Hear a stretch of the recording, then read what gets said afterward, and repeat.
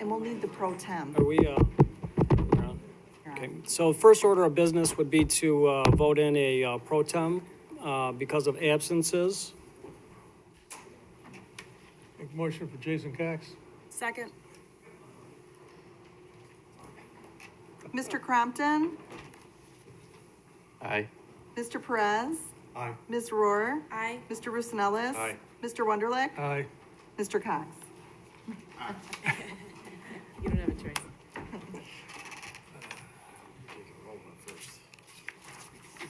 Do you want to do a call to order?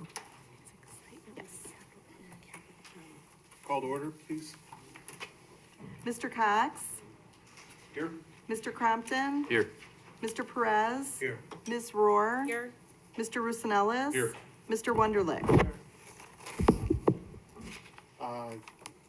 It's a roll call.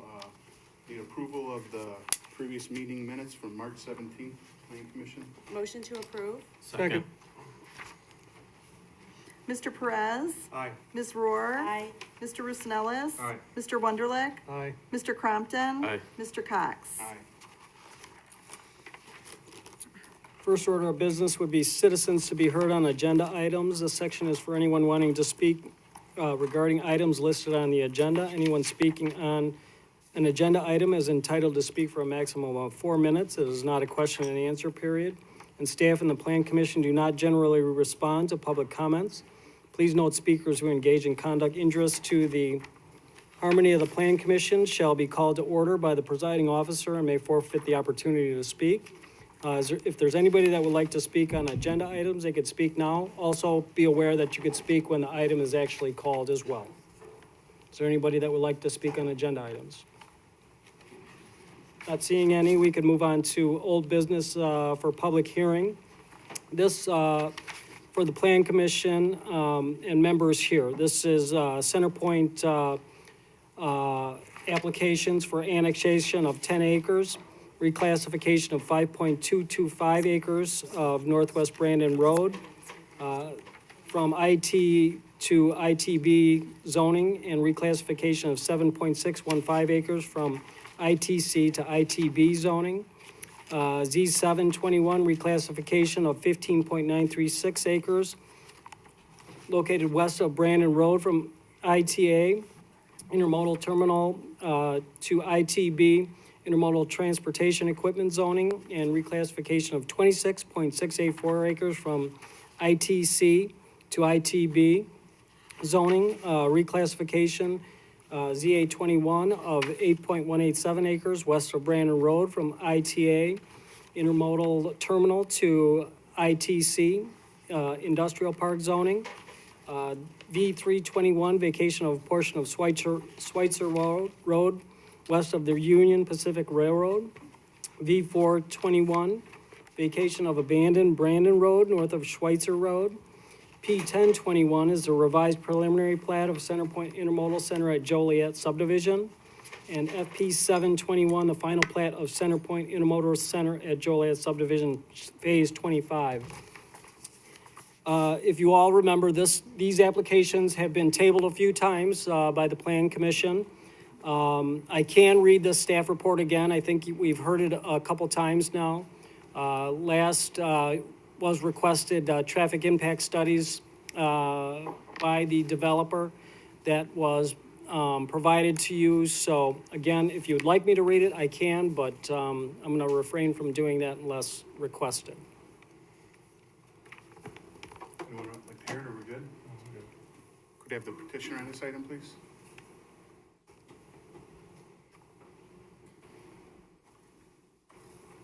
Mr. Chairman, good afternoon. Chris Spacey on behalf of Centerpoint. Sorry, Chris. We're to tell the truth, whole truth, about the truth. I do. Thank you. I'm also here with Centerpoint's development team, if there's any questions. So like Mr. Torrey referenced, this is the third time that these agenda items have been before the Plan Commission. The land area involved, you can see, is in the intermodal terminal. And, you know, on the north side, it was 224 acres is included in the final plat. So it's north of Schweitzer Road, east of the UP terminal, south of Laraway. and the UP Rail Spur and west of the UP Main Line. Old Brandon Road has been abandoned. Like Mr. Torrey said, it will be vacated because Brandon has now been relocated to the east. So the goal of these agenda items is to create the potential for 1.5 to 2 million square feet of industrial warehouse and 2 lots for potential container storage. They're on the north side of the final platted area. So the goal is to make these shovel ready to meet the demand in the market. Last time we were here was January 20th. At that time, after I went through each request, the commission asked for traffic studies that had been previously submitted to the city and approved by city staff. On February 18th, I sent those traffic studies with correspondence. Since then, no questions or follow-up items have been requested by city staff or the plan commission.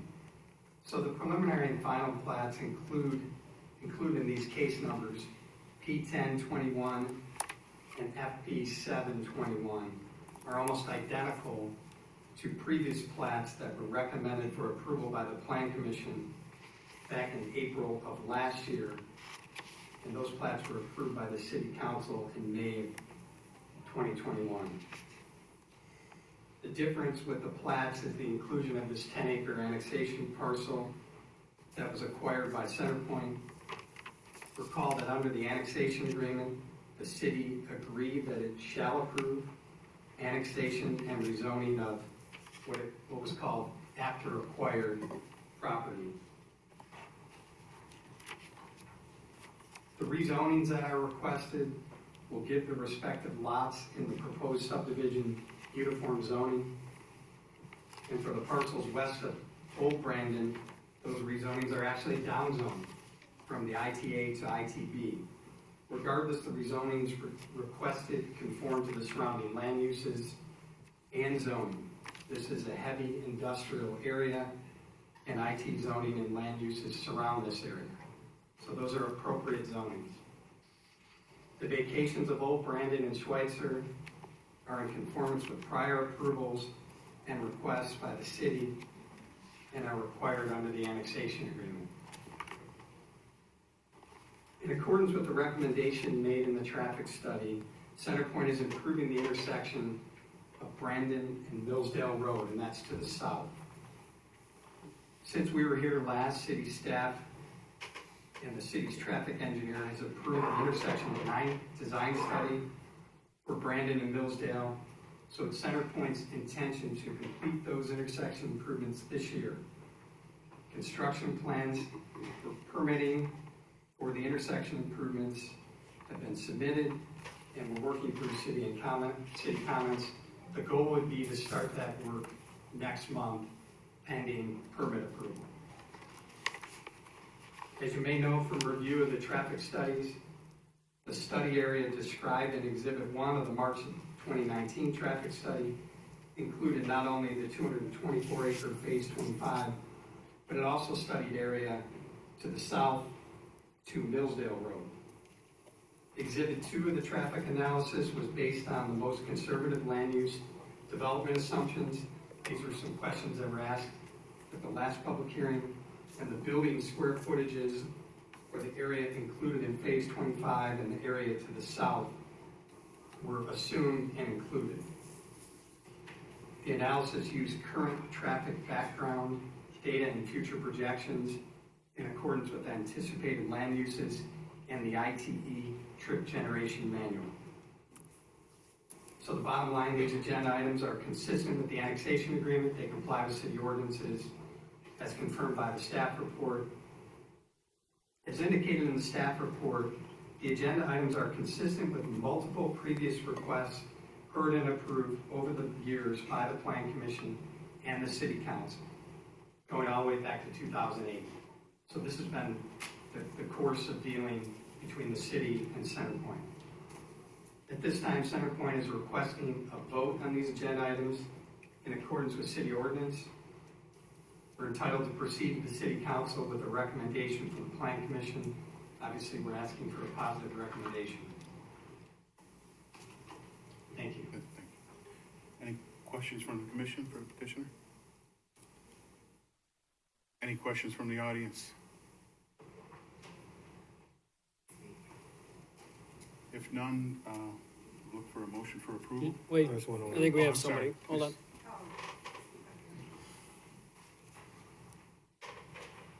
Please raise your right hand. Swear to tell the truth, whole truth, nothing but the truth. Yes, sir. Thank you. Thank you, Chairman and members of the Planning Commission. My name is Caprell Evans. I'm speaking on behalf of Teamsters Local 179.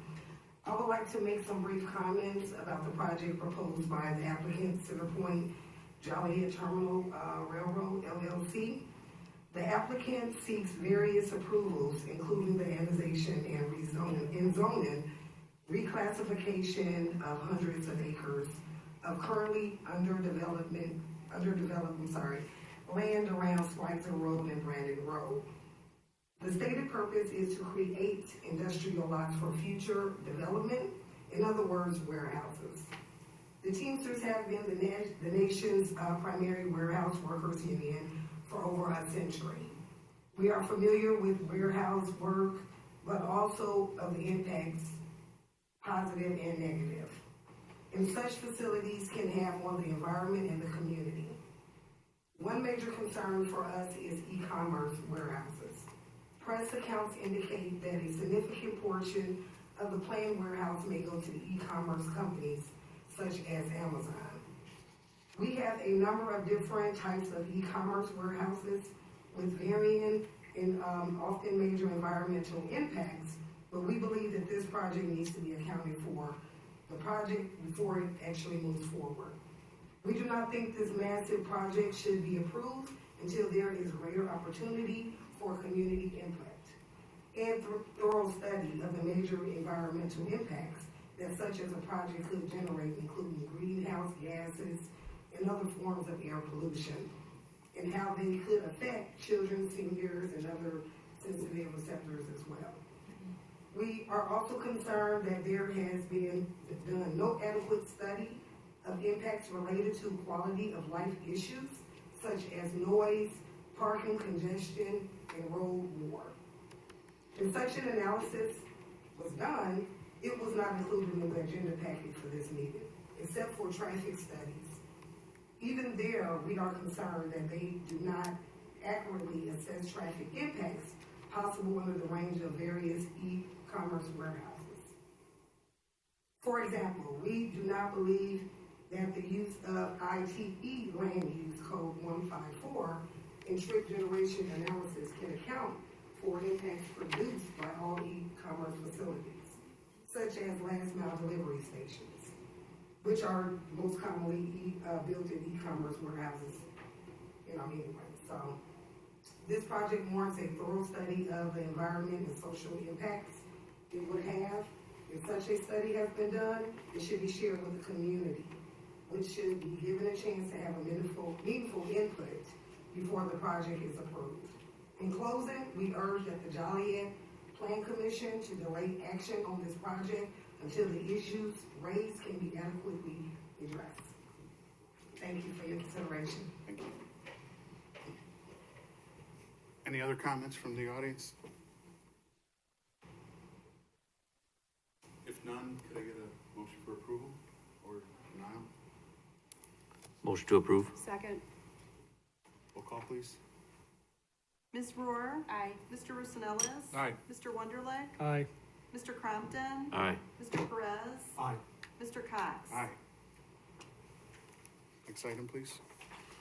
Next item is A522, the annexation of 40 acres located at 16911 West Laraway Road, classification to B3 General Business Zoning, and approval of an annexation agreement. The applicant is Jennifer Bertino Tarrant. The County of Will is the applicant. Under requested action, approval of an annexation of 40 acres, classification to B3 General Business Zoning, and approval of an annexation agreement. Under purpose is to incorporate the Will County Sheriff's Office into the Joliet city limits. Location is 16911 West Laraway Road. Size of the parcel is 40 acres. Existing land use is Will County Sheriff's Office Complex. Surrounding land use and zoning to the north is industrial and religious use. City I-1 light industrial, County C-1 local commercial, County I-1 limited industrial. To the south is the Forest Preserve District of Will County, County A2 rural residence. To the east is agricultural, County A1 agricultural. To the west is agricultural and woodlands, County A1 agricultural. Under site history, the subject property was largely undeveloped prior to the construction of the Will County Sheriff's Office complex in 2016 and the Will County Animal Control Facility in 2020. County Division of Transportation Facility has operated on the eastern portion of the property since 1970. Figure 1 shows an aerial image of 2020 with all 3 facilities on the subject property. In 2018, the city and county executed an intergovernmental agreement that allowed the county and city to collaborate on connecting city water lines and city wastewater treatment and trunk line facilities to the proposed Will County campus.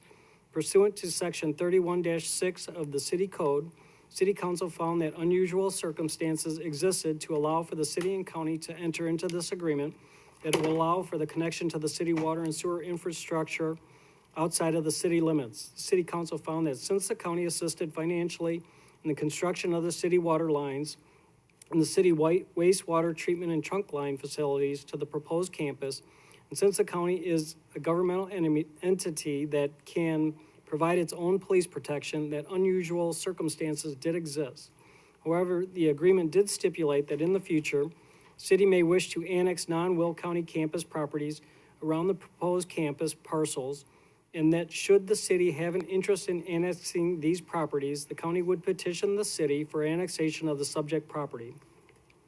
The city currently has an interest in annexing the property to the west of the county campus for a future light industrial user. The property is outlined in Figure 2. By annexing the county campus property into the city, there would be contiguity to the proposed light industrial property west of Manhattan Road. Under special information, the city's South Side Comprehensive Plan calls for an institutional governmental use in this location, which aligns with the existing county complex use. The requested B3 general business zone is appropriate for the existing use, given the commercial and office character of the complex, in addition to the transportation-oriented uses on the property's east side. County complex is already built out and connections to city water and sewer infrastructure have already been made, and that concludes our staff report. Thank you. Could we have the petitioner on this item?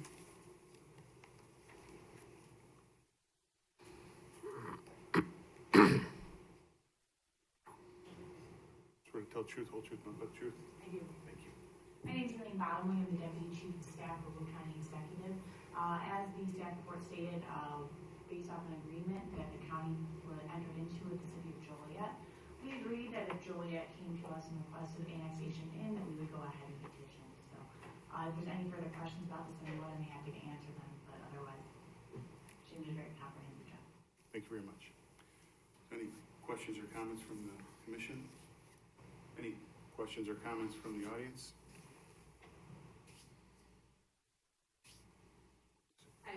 County board member, I swear to tell the truth. So this was also discussed at the Will County board meetings. Obviously, as they spoke, we're under contract to petition. There were no county board members who wanted to petition, but we had to. There was much discussion about having some type of exception where our understanding is because you just need point-to-point contact, that's the only reason you need to annex this property. Some of the forest preserve properties allow for a pass-through without actual annexation, so there was that discussion at our county board.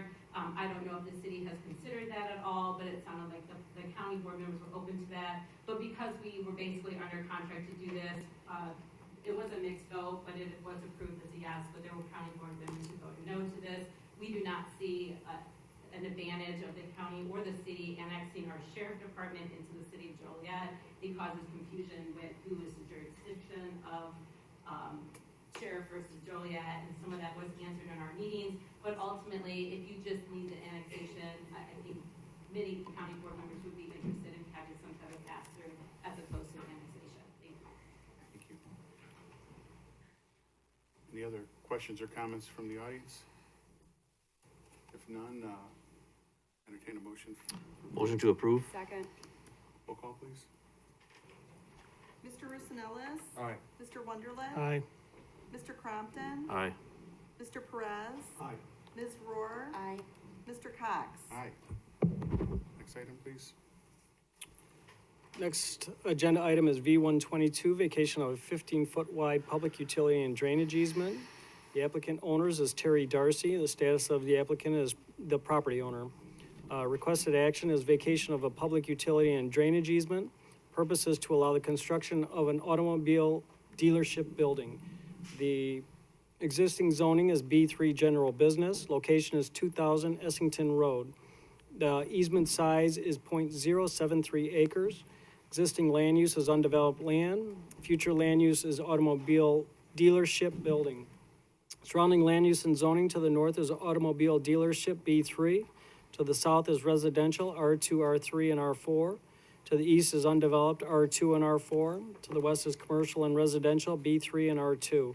Under site history, there is a long history of development approvals associated with this site. Most recently, the city approved in November 2020 a revised preliminary plat for Darcy Estates subdivision, final and recording plats of Darcy Estates Unit 2 subdivision, a zoning reclassification, 2 vacations, and a special use permit in order to allow for the expansion of the existing Darcy Motors business, as well as the establishment of a second automobile dealership at this location. Under special information, as part of the future Hyundai dealership construction project, a portion of an existing water main will be relocated around the new dealership building. Therefore, the petitioner seeks to vacate this existing drainage and utility easement because if left in its current location, it would encroach under the new Hyundai dealership. Water main will be relocated along the alignment of another drainage and utility easement on the property. City's Public Works and Utilities departments are in favor of the vacation request. As of the writing of the staff report, there has been no opposition from any utility companies. Plan of vacation is attached to this staff report, and that concludes our staff report. Thank you. Do we have the petitioner on this item?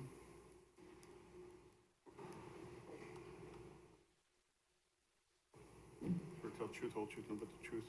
Please state your name and Tom Carroll with Geotech on behalf of the petitioner. Staff report summed it up pretty well. Just need to relocate a water main to accommodate the new building. great. Thank you. Any questions or comments from the commission? Any questions or comments from the audience? Motion to approve, Mr. Chairman. Thank you. Second. Roll call, please. Mr. Wonderlich? Aye. Mr. Crompton? Aye. Mr. Perez? Aye. Ms. Rohr? Aye. Mr. Rosanellis? Aye. Mr. Cox? Aye. Next petition item. Next agenda item is Z322, reclassification of 2 parcels located at the southeast corner of Alessio Drive at Manhattan Road from R2 single-family residential to I1 light industrial zoning. And then Z422, reclassification of 400 Manhattan Road from R1 single-family residential to I1 light industrial zoning. Under general information, the applicant owners are 220 to 306 Alessio Drive LLC, Michael Alessio. Requested action is approval of 3 zoning reclassifications. Purpose is to realign the boundaries of the existing light industrial zoning classification and allow a future industrial use. Location is the southeast corner of Alessio Drive at Manhattan Road and 400 Manhattan Road. Existing parcel size is 1.691 acres, 9.989 acres, and 0.305 acres. Existing zoning is R2 single-family residential and I1 light industrial, 2 parcels at the southeast corner of Alessio Drive at Manhattan Road, and R1 single-family residential, 400 Manhattan Road. The proposed zoning is I1 light industrial. Existing land use is truck and equipment storage. Surrounding land use and zoning to the north is commercial, I1, B3, and unincorporated Will County. To the south is residential, R2, and unincorporated Will County.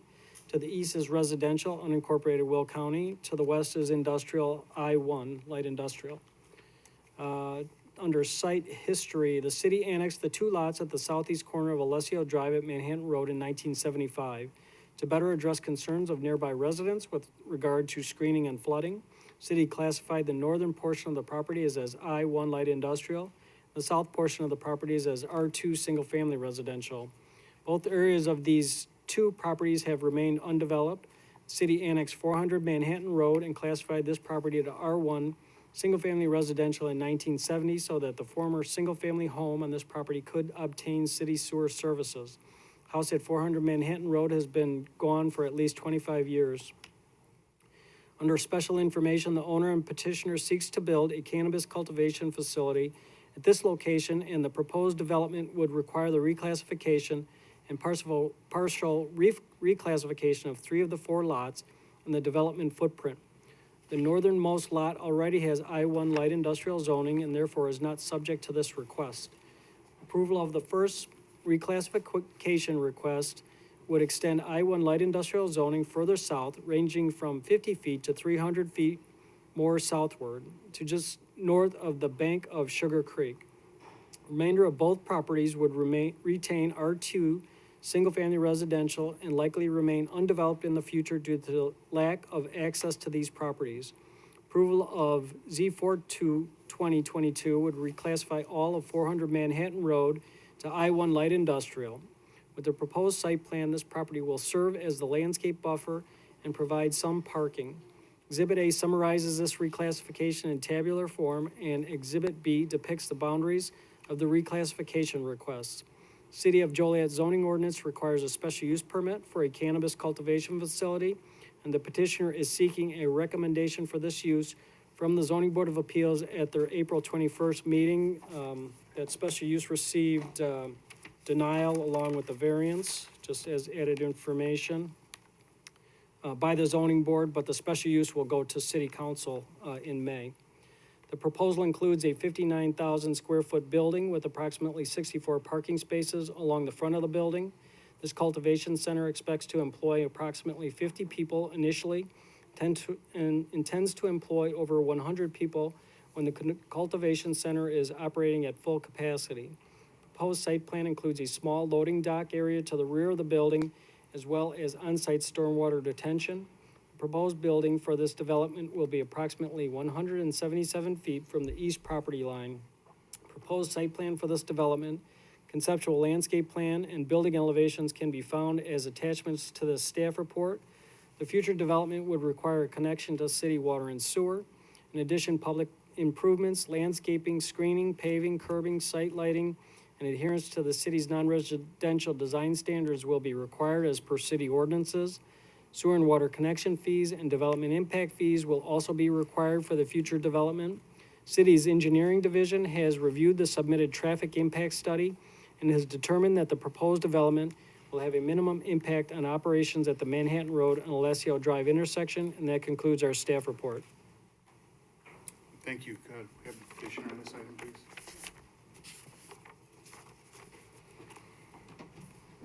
Or tell truth, whole truth, nothing but the truth. I do. Thank you. Please state your name. My name is Carla, Holy Country Roads. Thank you. Okay, I'm repeating myself from the last meeting. The site that you're looking at is on the corner of Rich Street, Manhattan Road. It's been owned by the Alessio family since about 1965. There's been some development on Alessio Drive, and it started with the drive that ends. There was some conversation at public meeting that we had with people that were nearby were quite upset that Alessio Drive does not have curbs and gutters and like a regular street. They thought that the Alessios own that. We do not own Alessio Drive. That is a public way that is completely unimproved. This development, as relates to the request that we had before you now, will take 3 parcels and make those 3 parcels absolutely development.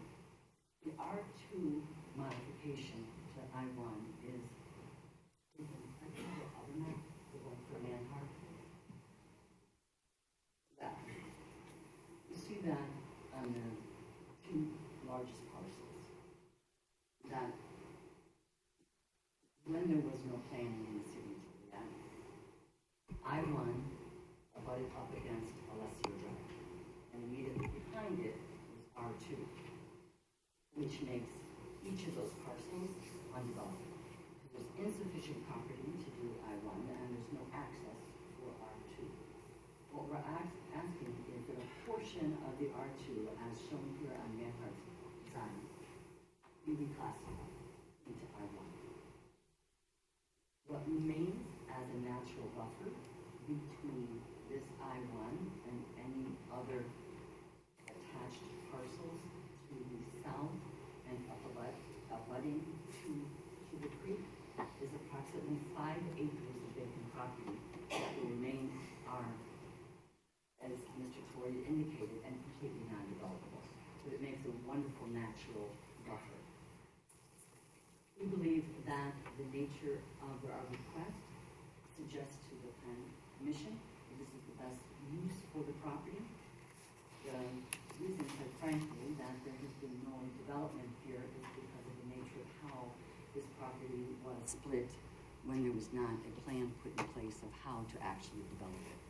We're coming to you after, 60 years of ownership, saying that we may have a plan. It will require us to take some of the residential and make it I-1. If you allow that, certainly it will be a conditional upon future development approval, and we're willing to accept that. The 400 Manhattan Road is a vacant lot. It is right on the corner of Isher and Manhattan Road, and Jim was correct. They used to have a house there. I think it was about 30 years ago that house came down. Nothing has been built there. Our idea of changing that from R2 to I1 is to use that portion of the adjacent property to make sure that when we develop a plan here that we can do a proper and most extensive vegetation and berm to the surrounding areas. That's why the request is as to both. I do have Manhart here, representative that created some of these plans. Can you give any specific questions that I have not answered for you? Does he want to come up, or Would just you like if there's to any come? question? I don't know if there's any questions or anything. Swear to tell the truth, whole truth, nothing but the truth. I do. You state your name. My name is Brad Stroll. I'm a land surveyor with Maynard Consulting, 700 Springer Drive, Mount Vernon, Illinois. Was the street going to get improved? I didn't see that on the plans. Was there going to be any new curves? I'm not aware of that at this current. You mean Alessio Drive? Yeah, Yes. just in front of this parcel, or It will go down to the extent that the city requires it on our site. Correct. on the south, on the one side of the street? Correct. Thank you. Any other questions from the commission? Questions or comments from the audience? Yes. Just a reminder, everybody, 4-minute speak time. No, there's no There's no time. more? Oh, No, okay. sorry. I'm not Frame that, sorry. Swear to tell the truth, whole truth, nothing but the truth. Yes, I do. Thank you. My name is Bill Kozel. I live at 1508 Middle Free Road. I've lived in Sugar Creek subdivision all my life. Lived in my current residence since 1981.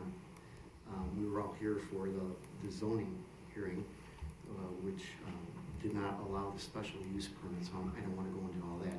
Just want to talk about the zoning. This particular parcel that they want to go from R2 to I1, that's a significant change. And this parcel is now residential, and what it does is it serves as a buffer so that the people in Sugar Creek don't have to look at all the light industrial that's hidden down here behind all the trees and vegetation.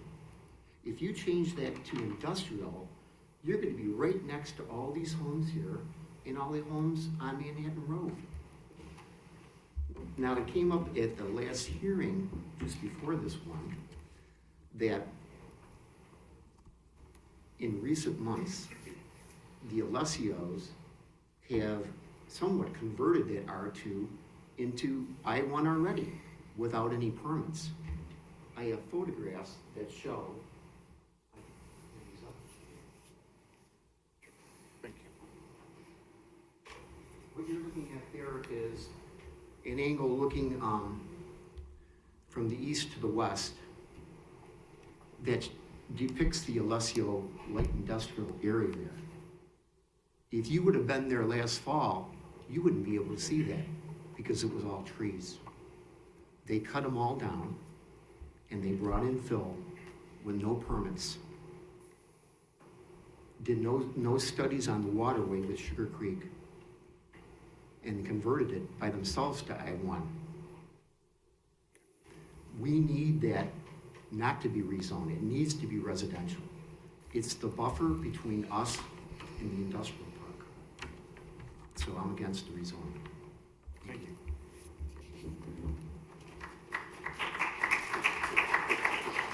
Anyone else wish to speak on this item? Anyone else want to speak on this item?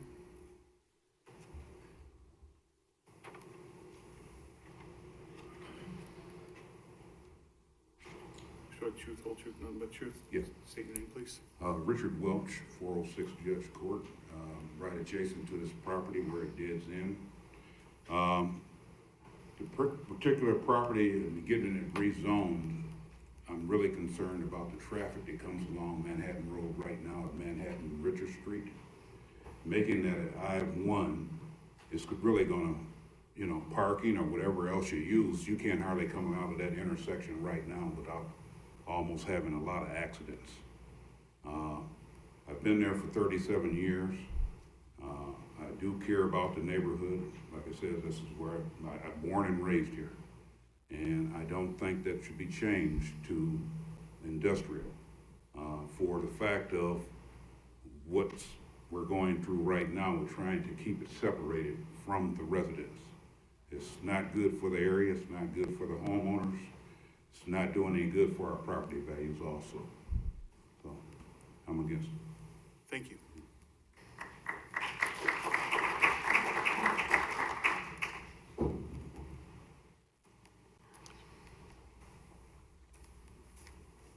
We're so truth, whole truth, nothing but the truth. Please state your name. I do. Saul Brass, I live in the Sugar Creek subdivision, 101 Wildwood Lane. I'm also, I've lived there for about 35 years, and I am vice president of the Laraway School Board. To change it from a residential zoning to a commercial would also impact as you've heard from those individuals who live right next to that building and that buffer, and that's important.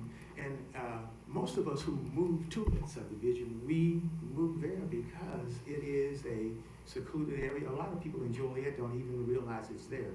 We are a diverse neighborhood, and we moved there to be closer to nature. We were right on the east side.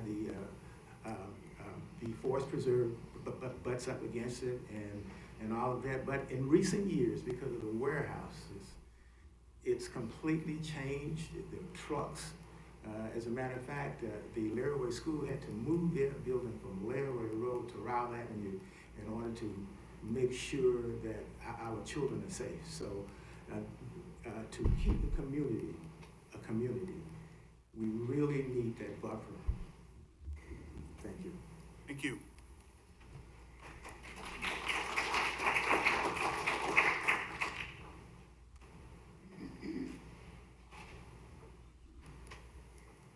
We're tell truth, whole truth, nothing but the truth.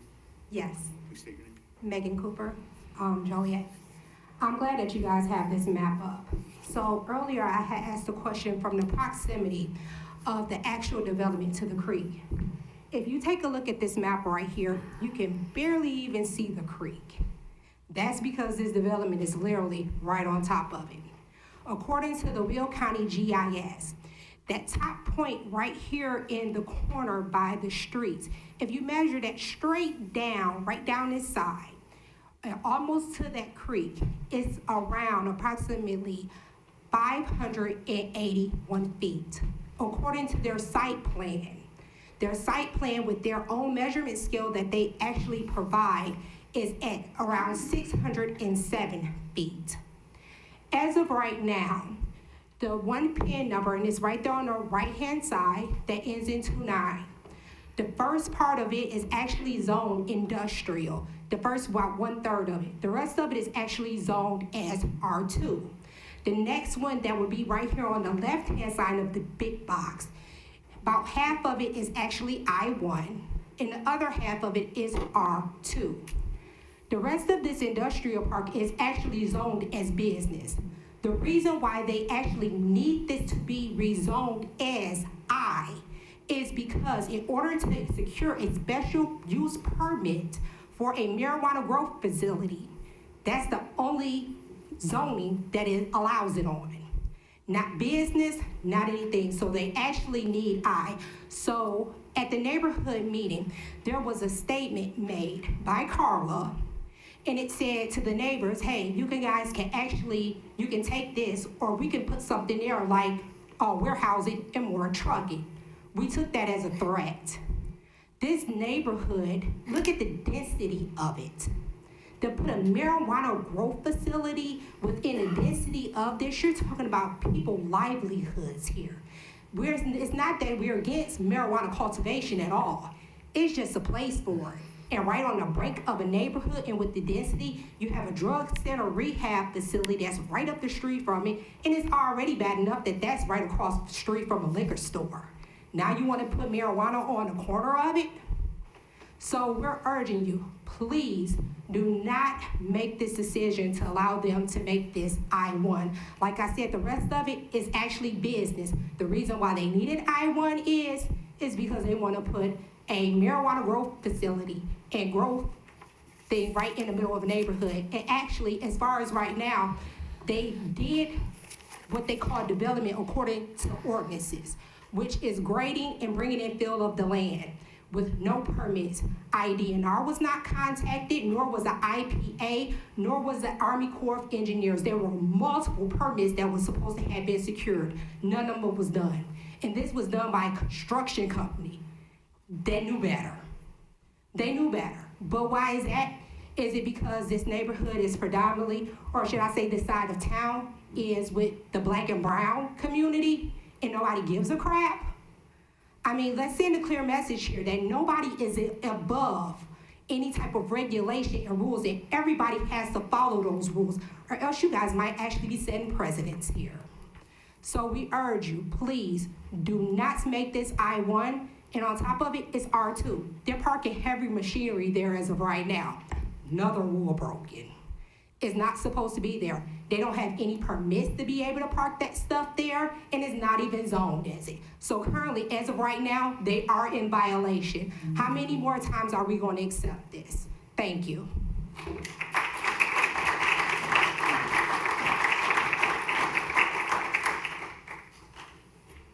Sure, tell the truth, whole truth, nothing but the truth.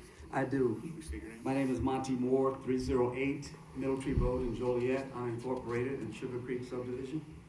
And I'm just going to, you talked about buffers. Buffers hide things from the general public. They take away the view, the negative view, but there's other things associated with putting this facility or changing the zoning to allow this facility to go forward, such as the smells that are associated with cultivation centers. I've got something I downloaded from the web. I'd just like to read just a few excerpts from it real quick.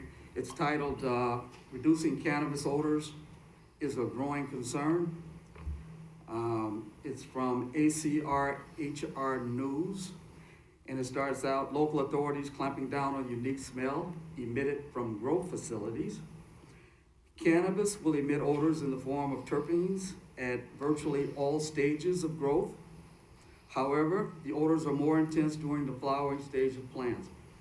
Cannabis farms are cropping up around the country, often encroaching on existing communities, and property owners are starting to complain about their distinct smell. In response to these complaints, local governments and municipalities are mandating new laws or even suing the growers to significantly reduce the smells emanating from these facilities. This is an ongoing challenge for cultivators, many of whom are more familiar with growing high-quality cannabis than addressing odor issues.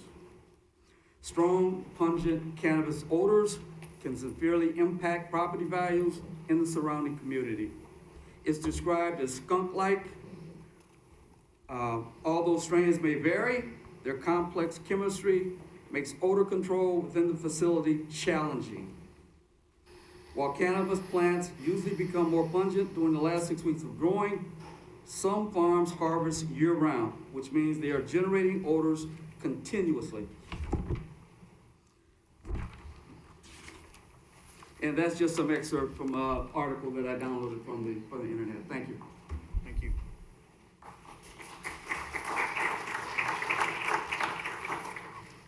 Would anyone else from the audience like to speak on this item?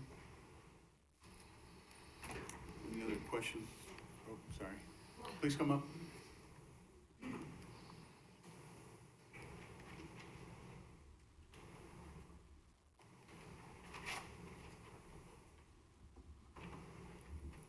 Swear to tell the truth, whole truth, nothing but the truth.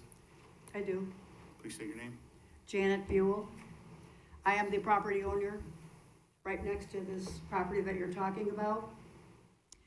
And I do know that they are also interested in another piece of property adjoining this 400 Manhattan Road, where there is a house and woods, but supposedly they haven't been able to reach that property owner to buy it.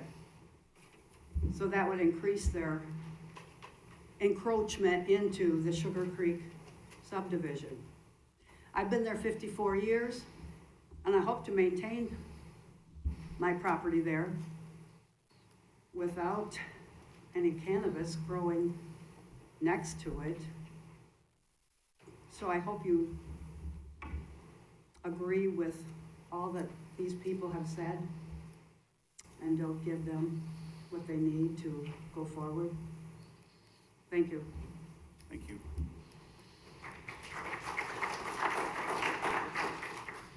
Is there any other questions or comments from the audience? Any other questions or comments from the commission? Mr. Chairman, correct me if I'm wrong, because I haven't been here very long, but the duty of this commission is to go over the facts, and this is zoning. They want to redo some zoning, and I don't know what's going to be. I sat in the zoning board meeting too. I don't know if it's going to be a cannabis thing. Maybe it is, maybe it's not. Ms. Polychondriotis wasn't sure either at the time. At this time, I feel that there's no reason that this commission should object to the zoning change. We don't have the final say-so anyway. It's the city council. With that, I'll make a motion to approve. Is there a second?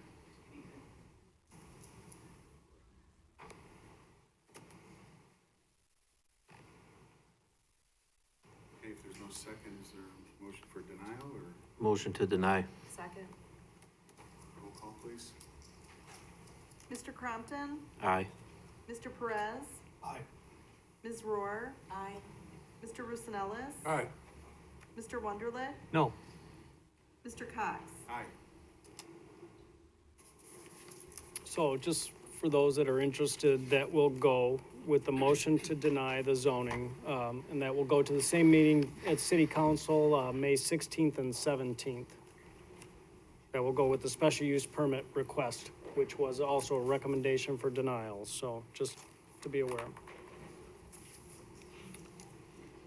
So I'm gonna move up the last agenda item to, before the Third Coast intermodal requests, thinking that there's less opposition here, we can maybe move them through the agenda, if that's all right with you. So A622 is the annexation of 97.1 acres located at the southeast corner of Cherry Hill Road and Spencer Road. Classification to I-1 light industrial zone. People can't hear you. So not working. Classification to I-1 light industrial zoning and approval of an annexation agreement. Under general information, the applicant is Kenneth Ninehouse. He's with Northern Builders Incorporated. The owner is Gary Fritz. Requested action is approval of an annexation of 97.1 acres, classification to I-1 light industrial zoning, and approval of an annexation agreement. The purpose is to allow the construction of 2 office warehouse buildings in the city limits and to connect said buildings to city utilities. Under location is the southeast corner of Cherry Hill Road and Spencer Road. Size of the parcel is 97.1 acres. Existing land use is vacant land. Surrounding land use and zoning to the north is industrial, I-1 light industrial. To the south is undeveloped ComEd land, County A1 agriculture. East is undeveloped agricultural, County A1 agricultural zone. To the west is industrial and forest preserve, R1B, single-family residential, I1 light industrial. Under site history, annexation and subdivision of the subject property was previously contemplated by the City Council in 2018. However, the property owner was not closed upon by the developer within 180 days of the prior execution of the annexation ordinances. Property owner is now working with Northern Builders, Inc. to develop the property with two separate warehouse office buildings.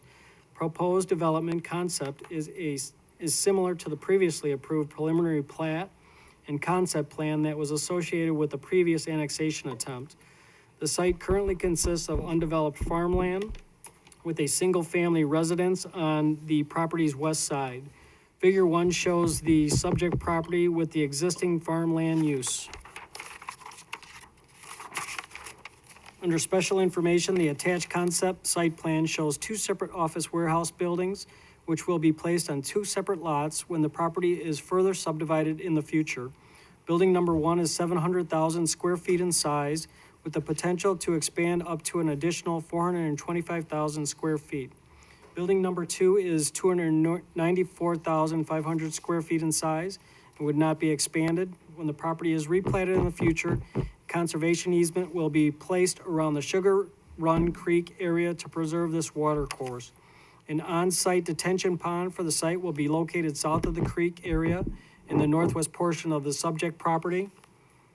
The subject property is not included in the city's South Side Comprehensive Plan, but the proposed I-1 light industrial use generally matches the existing zoning and land use that can be found to the north and west. An easement area for ComEd is located immediately south of the subject property. However, additional light industrial uses within the county can be found further south. All public improvements, sewer and water connection fees, the east side sewer treatment plant surcharge, and the developer's impact fee will be required. Detachment fees have been paid for the New Lenox Township Fire and Library Districts. Upon future development of the site, landscaping will be required as per city ordinance and will include 30-foot wide berms along the north and west property lines, right-of-way dedications along the eastern half of Cherry Hill Road, and the southern half of Spencer Road will be required simultaneous with approval of the annexation ordinance. A half road improvement is being required for Cherry Hill Road, and a full road improvement will be required for Spencer Road. Water and sewer connections are available in mains located on the east side of Cherry Hill Road, and that concludes our staff report. Thank you. Could I have a petitioner on this item? Good evening, my name is Ken Ninehouse. I swear your name, please. Please, I swear to tell the truth, whole truth, nothing but the truth. I do. State your name, please. Kenneth Ninehouse, I'm with Northern Builders, and I heard you have a question. Is there anything you'd like to add, or? No, we appreciate very much working with the staff from Joliet. They've been most accommodating for our project. I think it's good for us. It's good for the community. As Jim has said, we are improving Spencer Road and Cherry Hill Road, and we look forward to continuing doing business with Joliet. Been working here for a number of years. Great, thank you. Is there any You're welcome. question or comments from the commission? Any questions or comments from the audience on this item? If there is none, would be a motion or denial for approval. I'll make a motion to approve. Second. Roll call, please. Mr. Perez? Aye. Ms. Rohr? Aye. Mr. Rosanellis? Aye. Mr. Wunderlich? Aye. Mr. Crompton? Aye. Mr. Cox? Aye. Thank you very much.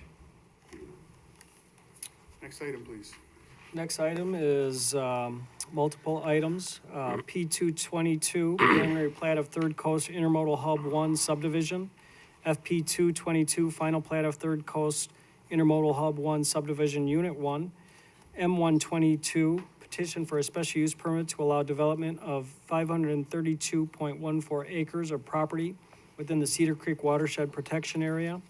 V222, vacation of 3.788 acres of existing Bridge Road right-of-way.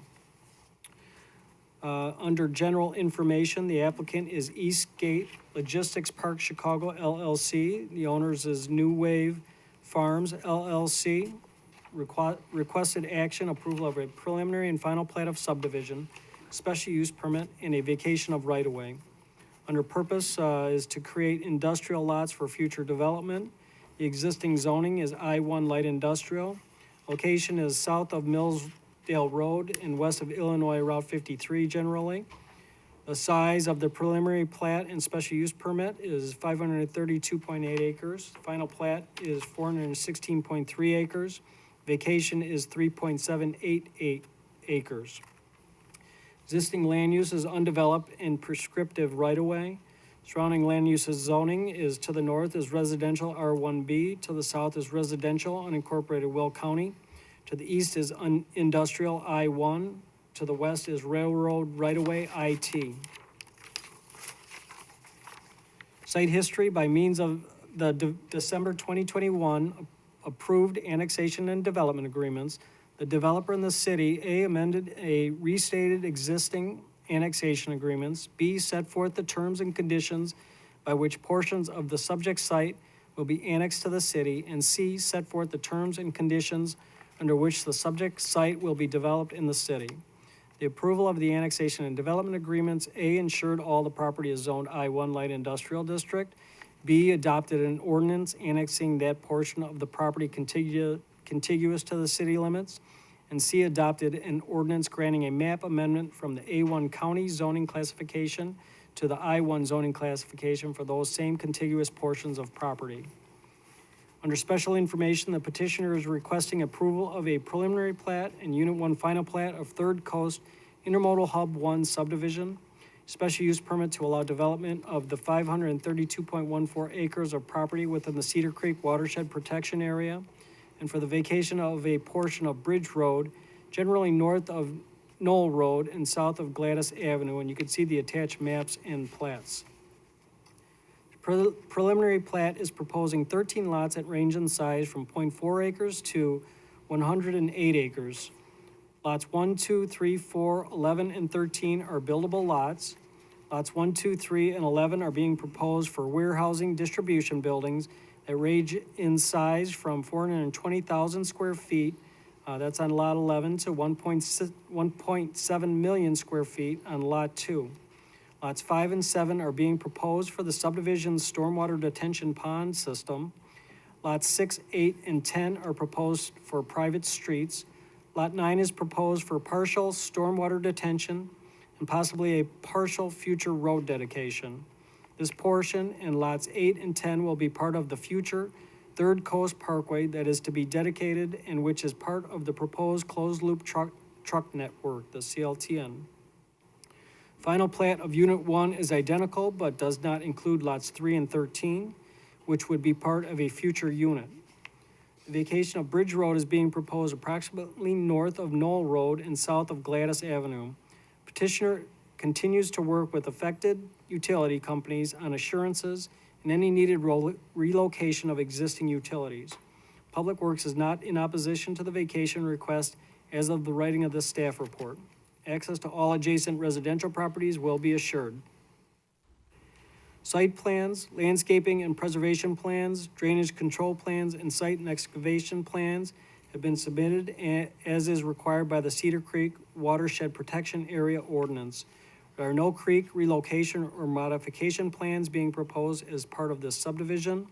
Staff believes that the submitted plans meet the requirements of Section 47-15G.5 with Section 47.5.2 Special Use Permit of the City Zoning Ordinance, and the criteria for that is attached.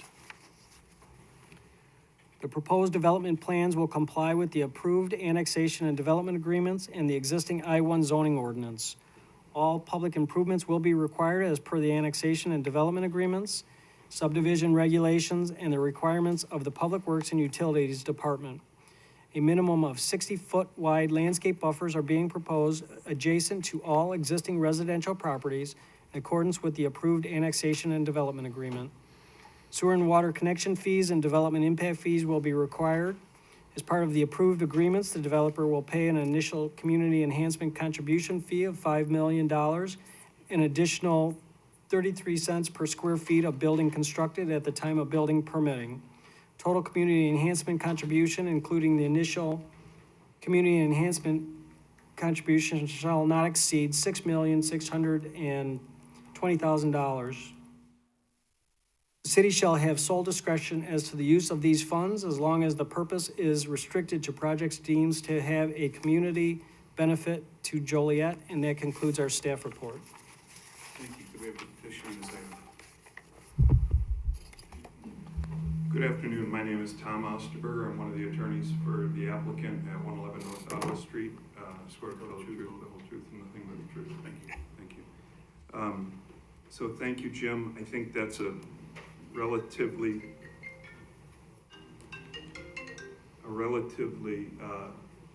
comprehensive explanation of what's before you today.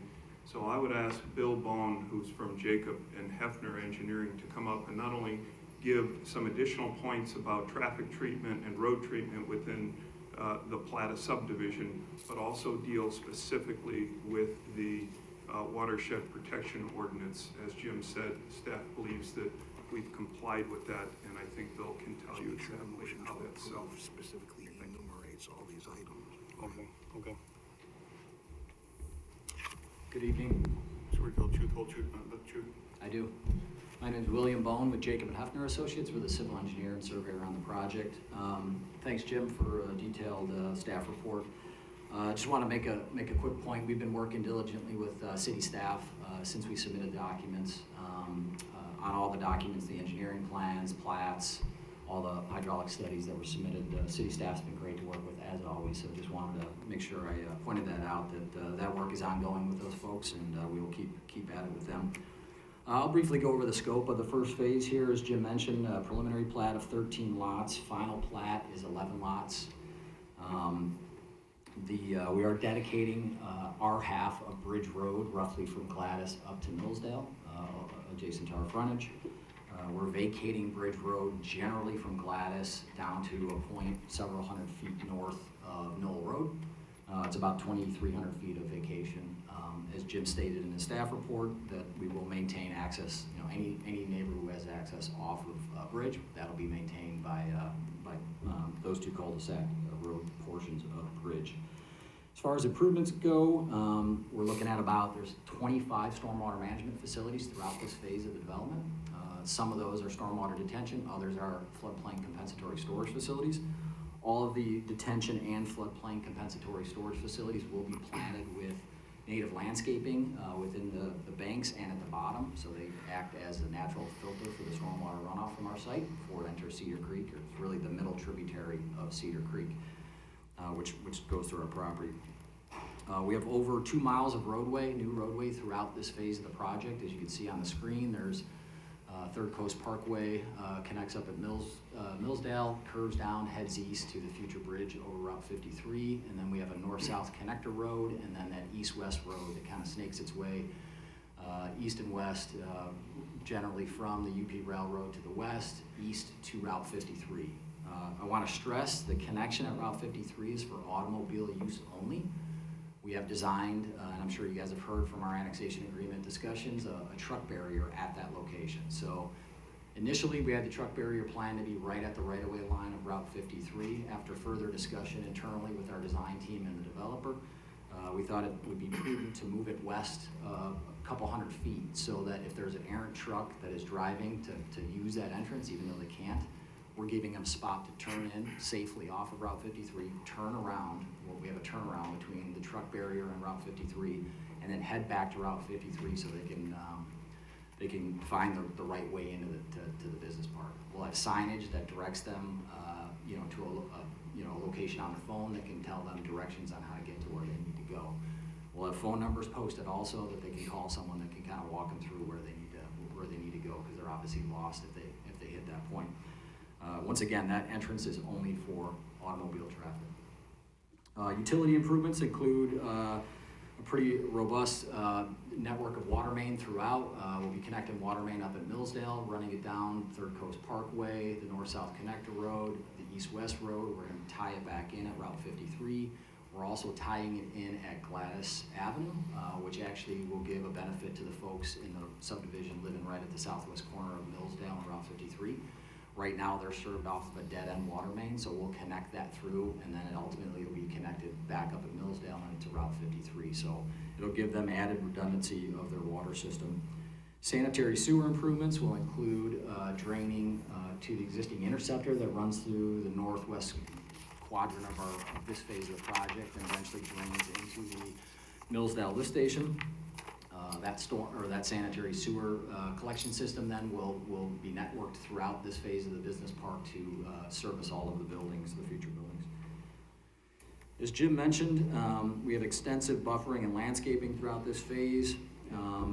60-foot wide landscape buffer adjacent, minimum 60-foot wide, I should say, buffering adjacent to all residential development, whether it's south or north. In most cases, we're well over that 60 feet. In some cases, we're several hundred feet before you see any pavement or building. There's street trees along all proposed roadways throughout, extensive landscaping around the perimeter, top of bank of all the detention basins, and then, as I mentioned before, extensive native landscaping within the banks and the bottom of all stormwater management facilities. Relative to the Cedar Creek Watershed Protection Ordinance, the portion of Cedar Creek that runs through the north and northwest portions of our property is actually the middle tributary to Cedar Creek. It's not Cedar Creek proper. As far as the Watershed Protection Ordinance goes, there's section 47-15G.4 of that ordinance. And there's items A through G of that section of the ordinance that we meet the requirements of that, as evidenced by the submittal of the following plans and studies that we've previously made to the city staff. Subdivision improvement plans for Third Coast Intermodal Hub Phase 1 dated April 12th, 2022. Landscape and preservation plan for Third Coast Intermodal Hub Phase 1 dated April 12th, 2022. Stormwater Management report for Third Coast Intermodal Hub Phase 1 dated March 18th, 2022.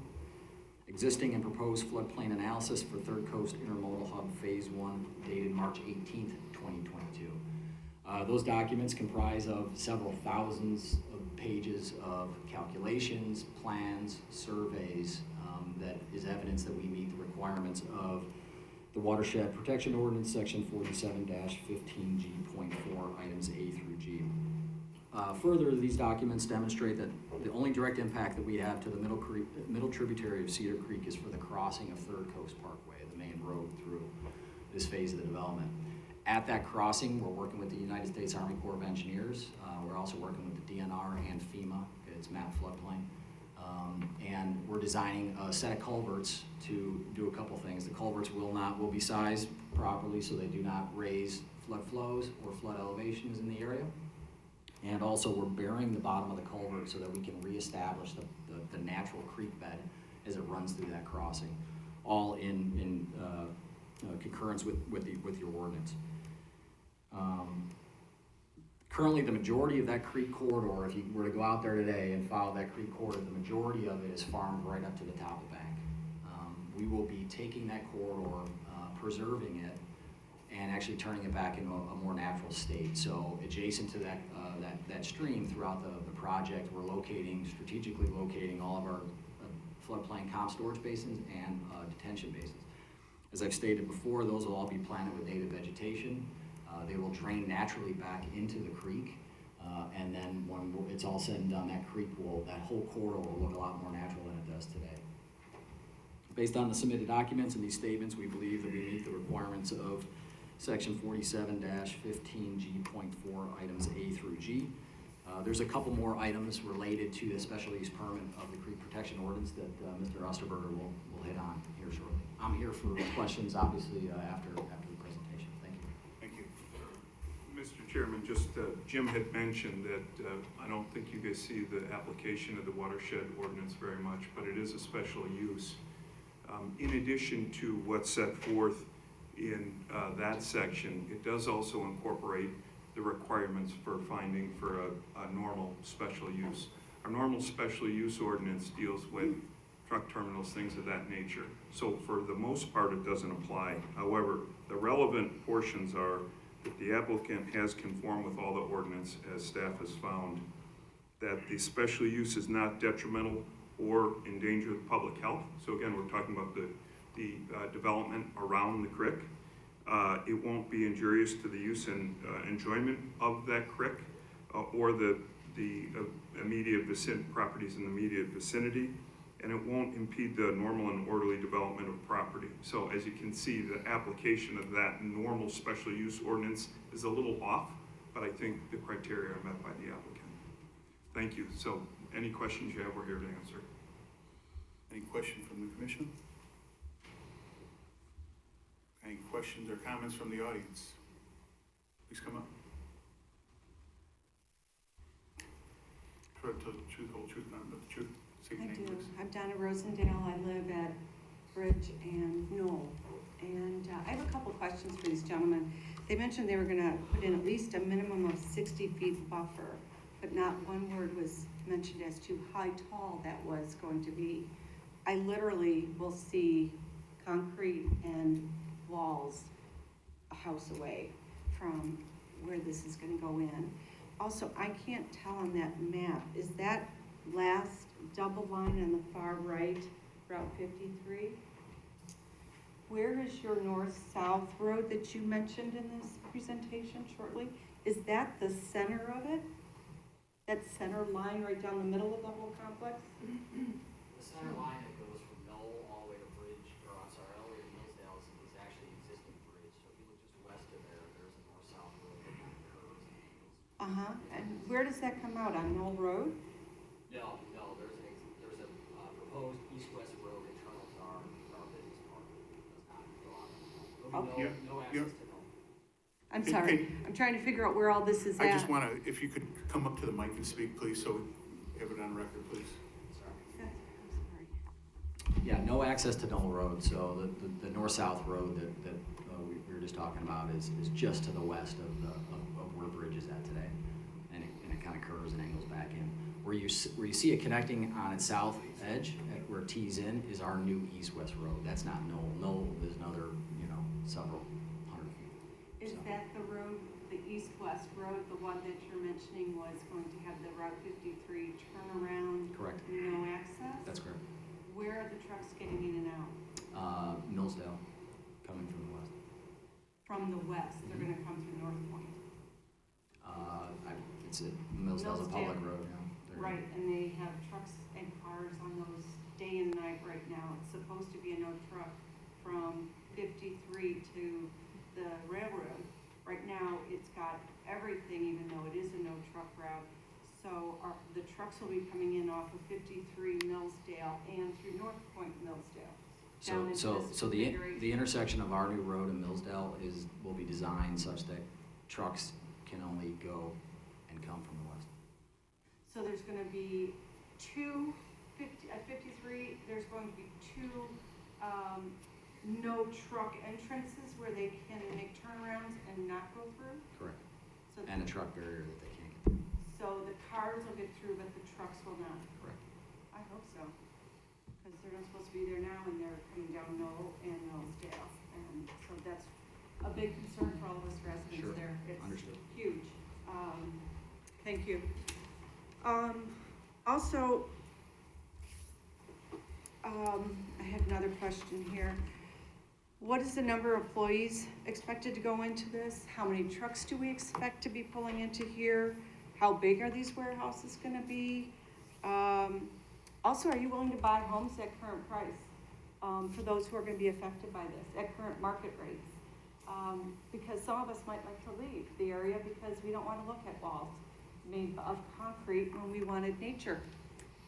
We moved out here to be able to enjoy seeing the sunset, seeing the sunrise, and watch the birds and enjoy nature. And this warehouse neighborhood that we ultimately live in has severely limited our enjoyment of the area And this being in my backyard will totally ruin it, because I hear the trucks already in North Point sections already, with the bouncing off, the dropping of containers onto the trailers, the backing up to docks. We hear that where we're at already, day and night. We have the lights on when we go out in the evening. So to have that literally in our backyards, it will ruin our enjoyment of our rights of living in that neighborhood. And there's lots of nature there. We've got eagles' nests everywhere over in Will County here, and we also need to have a buffer on those. Now, I don't know if there's any in that area, but this isn't ruining their neighborhood as well. We have buffalo down in Medaywan, the cemetery. So I really hope you vote no on this, because it is a loss of our enjoyment. We bought our homes for the fact that this was a country with agricultural area and abilities, and to live in this. So I hope you will really reconsider and take that into the fact that we won't have loose use of enjoyment of our homes any longer if you approve this. Thank you. Thank you.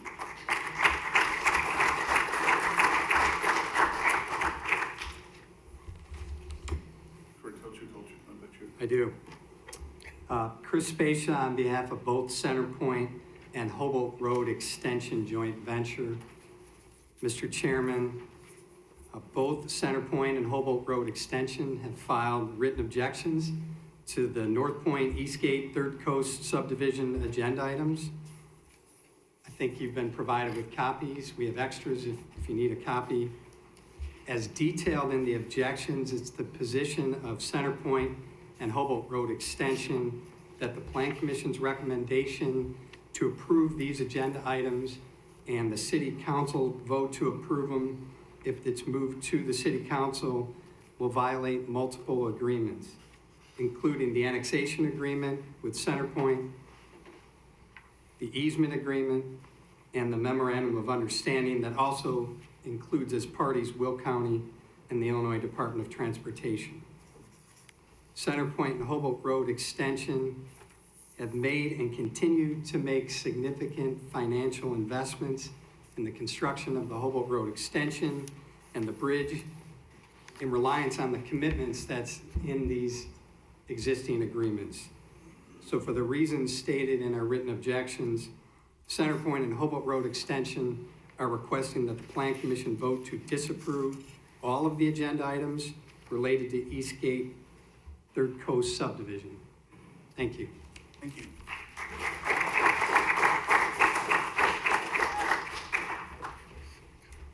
Rachel Ventura, Will County Board Member, still gonna tell the truth.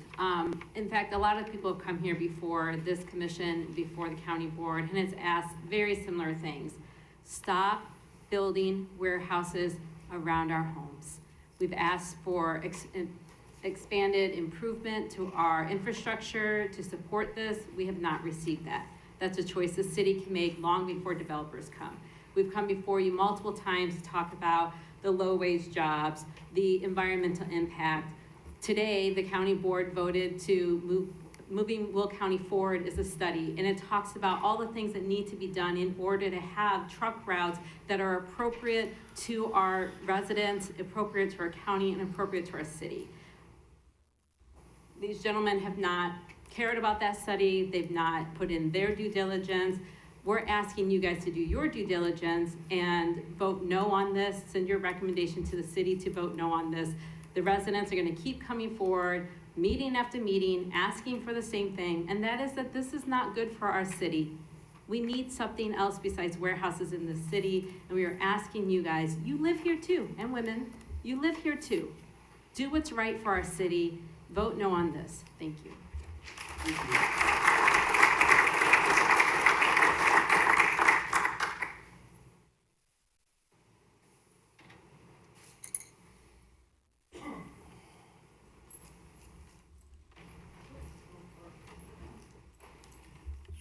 Told you about you.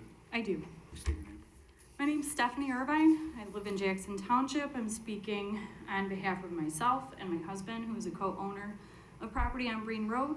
I'm also a member of Open Lands as well as the Sierra Club.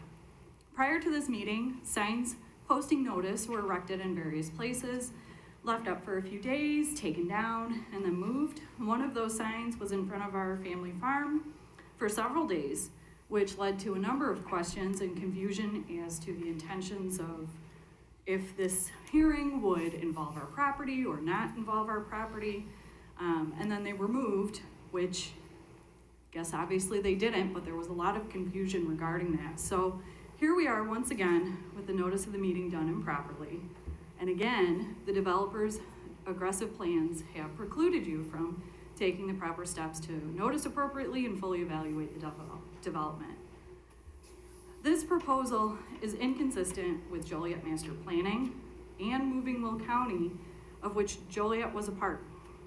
It bears repeating that I-1 zoning is not appropriate for this plat amendment, there is no way this will be a clean and quiet light industrial use. Furthermore, the petition is not viable in this location because the special use permit that is required cannot be granted in accordance with Joliet's own zoning code. It would be unlawful to approve special uses in I-1 zoning because they are prohibited by your own code. There appears to be severe negative impacts to local creeks, including stormwater degradation of waterways. Future building number 3 appears to be thrown on top of a sensitive area that could create potential flooding. Nowhere does North Point address anti-degradation or provide an analysis thereof to demonstrate to what degree this will pollute the creek and watershed. This is a serious issue due to the volume of stormwater and trucks anticipated, and ultimately there is no proposed remedy aside from arguably undersized detention basins. On top of that, there is no evidence that traffic from this project will not worsen air quality in violation of the National Ambient Air Quality Standards. Our general welfare, health, livelihood with our family business. We can't grow trees in a swamp after all. Property value, quality of life, our personal safety as we travel are all at stake and will be harmed if this is approved. The character of the area will be permanently and negatively altered, which also affects our property rights.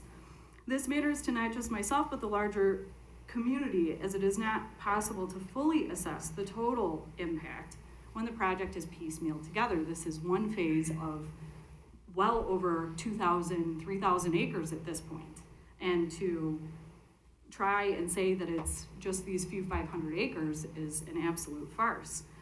Anyone affected by this project should have the opportunity to consult their own experts in order to truly understand the impact of the project, and realistically, the short time made available, further complicated by the confusing sign issue that made us question what property exactly would be involved, is simply not enough.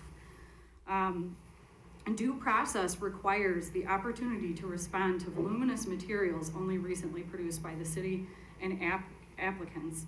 As such, I am formally requested you to, at the very least, table the vote, providing a 30-day continuance in order to fully assess the project and complete due diligence. Thank you. Thank you.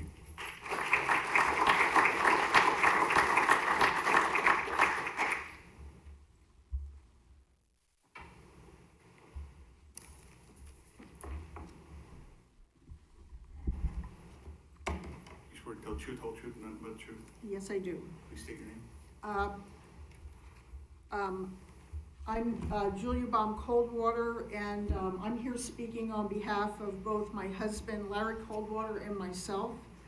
I feel like I've been doing this a lot here over the last 4 years. We are the owner-operators of Coldwater Seed Farm and Coldwater Farms, which is located in both unincorporated Jackson Township and the village of Elwood. We are, our land is contiguous with the larger project footprint of which that was formerly called Compass Business Park. Who knows what it is? Compass Global Logistics, Eastgate Logistics, North Point Development. The names have been multiple. But we are adjacent to and contiguous with the larger footprint that was approved back in December with North Point. Third Coast Intermodal Hub 1 falls within this larger project. So we do hold standing in any hearings for this because of the location of our business, our farm, our home, in relation to the overall project footprint. I do want to mention also that I am a member of Open Lands and Sierra Club, and I am also supportive of their involvement and their efforts around the whole North Point project as it's playing out right now. I did want to clarify more about what Stephanie was talking about in the request for a hearing continuance of 30 days. The volume of material that was made available to the public, and apparently there's thousands of more pages that we're not even aware of, but the volume of material, there is not adequate time to review that material. There was a 157-page staff report, approximately 55 pages of recently released FOIA materials that were difficult to download. There was, your own ordinance, 15820, having to do with watershed protection and more, that there was not adequate time in order to really go over these materials. The volume and the complexity of the materials, the recent release, all of that, there's been an inadequate amount of time for us to review them or to arrange for consultants that we do have that would like to review them, and we would like to have them reviewed. So we are concerned about having a continuance to this hearing, 30 days, so that we can review. I had the same issues with notification. Just to go on the record, on or around April 1st, 2022, notifications of public hearing signs were placed along the south side of Green Road between Ridge Road and Illinois 53. That's 9 signs, there were 9 signs total there. These were nowhere near the footprint. One of those signs was in front of Stephanie's farmland and their nursery. Signs were posted along Bridge Road, and at least one sign was posted on the west side of Bush Road near Knoll Road. However, there were no signs posted at all along Illinois 53 or Knoll Road, where they should have been posted. It was not until roughly April 8th that all signs were removed from Green Road, and furthermore, signs were posted then along Illinois 53 and Knoll Road, where they probably should have been in the first place and where they were not. And also additional signs were noticed along Bush Road. That didn't take place again until April 8th. And because of the sign placement, people were totally confused about what was going on. We weren't even sure if, the Jackson Creek watershed was trying to be included in this as well, even though the notices didn't indicate that. So confusion, tons of material to go through that we really haven't had adequate time to review. Again, we would request a 30-day hearing continuance, or at a minimum, to keep the record open for 30 days for submission of more thorough responses. Those are my basic statements I wanted to make about notification and about the continuance, and to build on what Stephanie had said.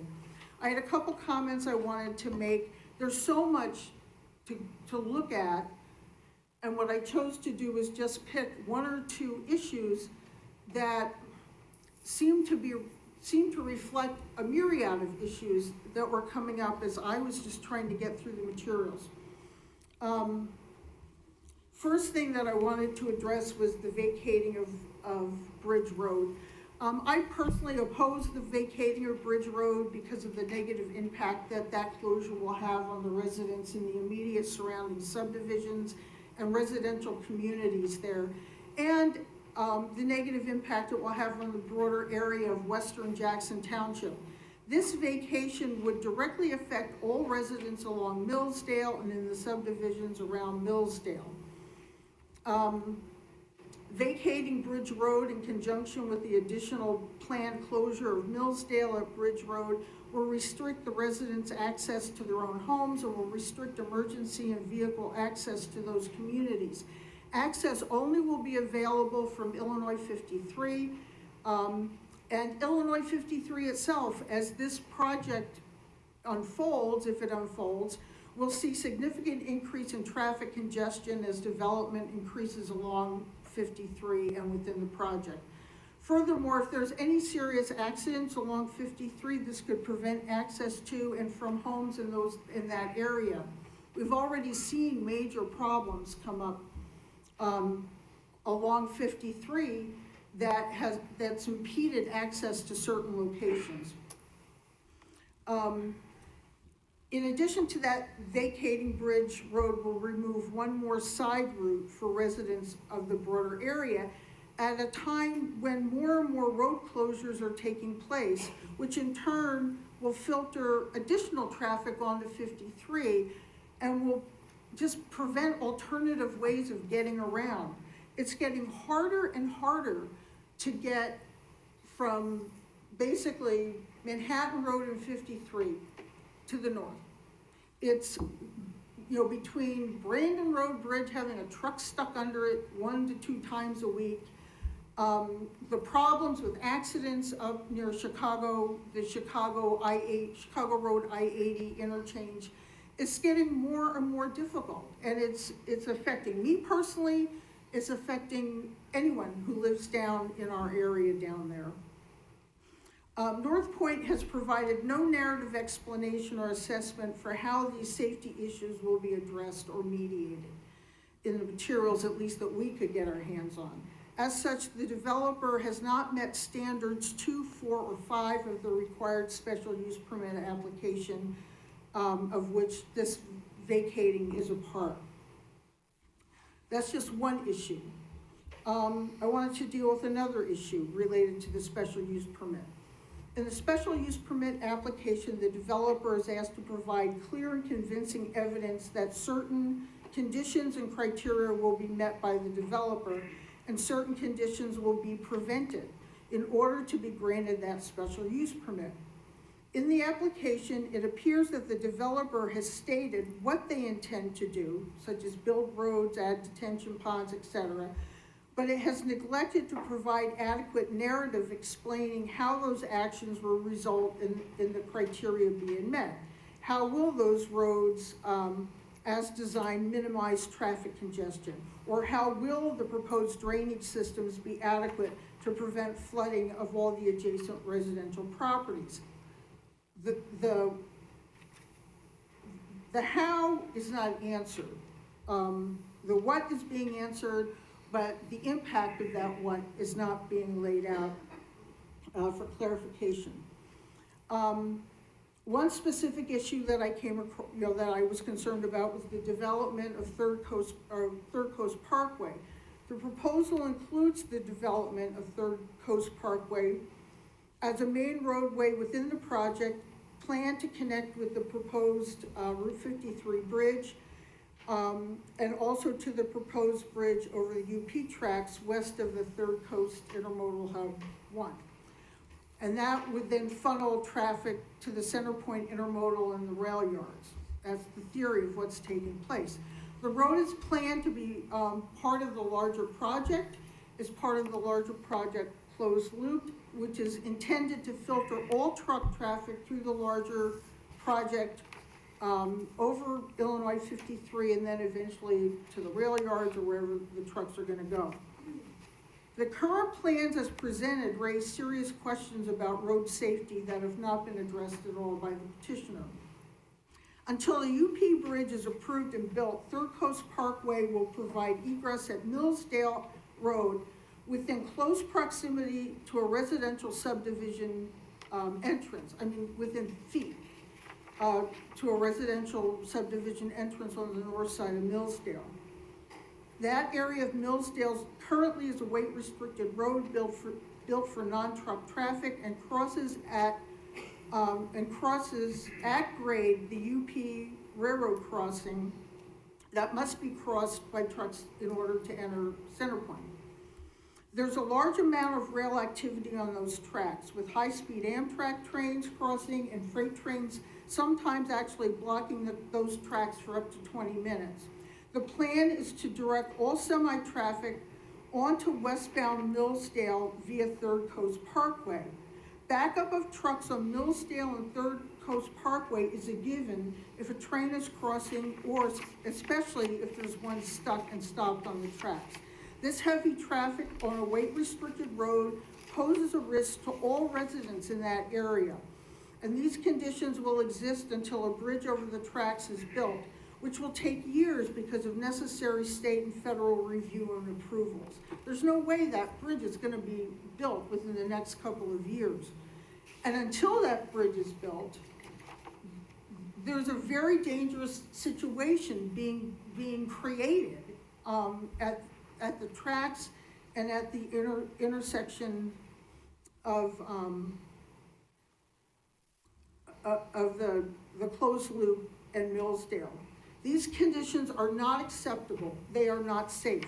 They pose a risk to public safety, and they violate criteria 1, 2, and 5 of the outline as outlined in the application.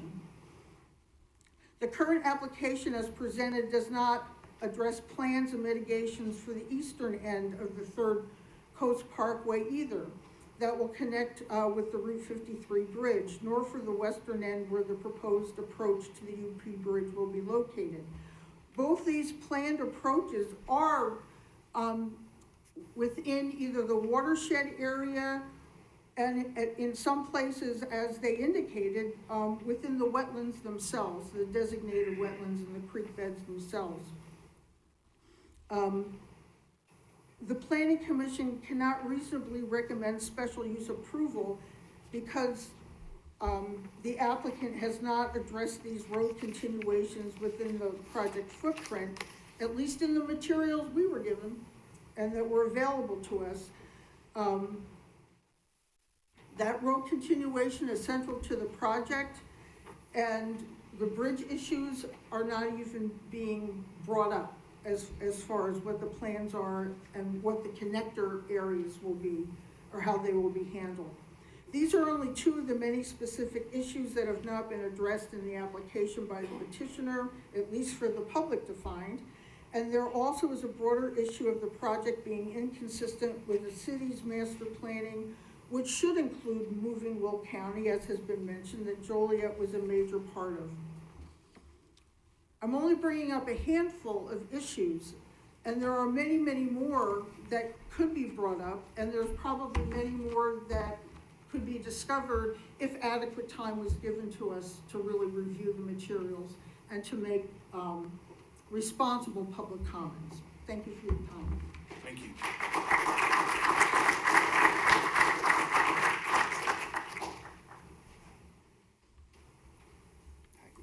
Swear to tell the truth, whole truth, nothing but the truth. I do. Please state your name. Michelle Peterson.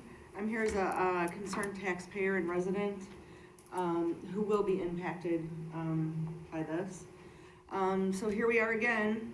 It's a new name, but it's the same game. Same safety concerns for residents and taxpayers. I'm against Third Coast Phase 1 for many reasons. I encourage you to vote no today. First off, it's Phase 1 of a large monster. It's like the trunk of a woolly mammoth. When talking about a woolly mammoth, you should discuss the whole animal, not just the trunk. That's deceiving to the public right there. It's the wrong location. It's 8 miles from any interstate.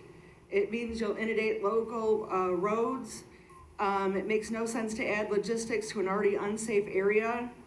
There's been fatalities and serious wrecks in a daily occurrence in that area south of I-80.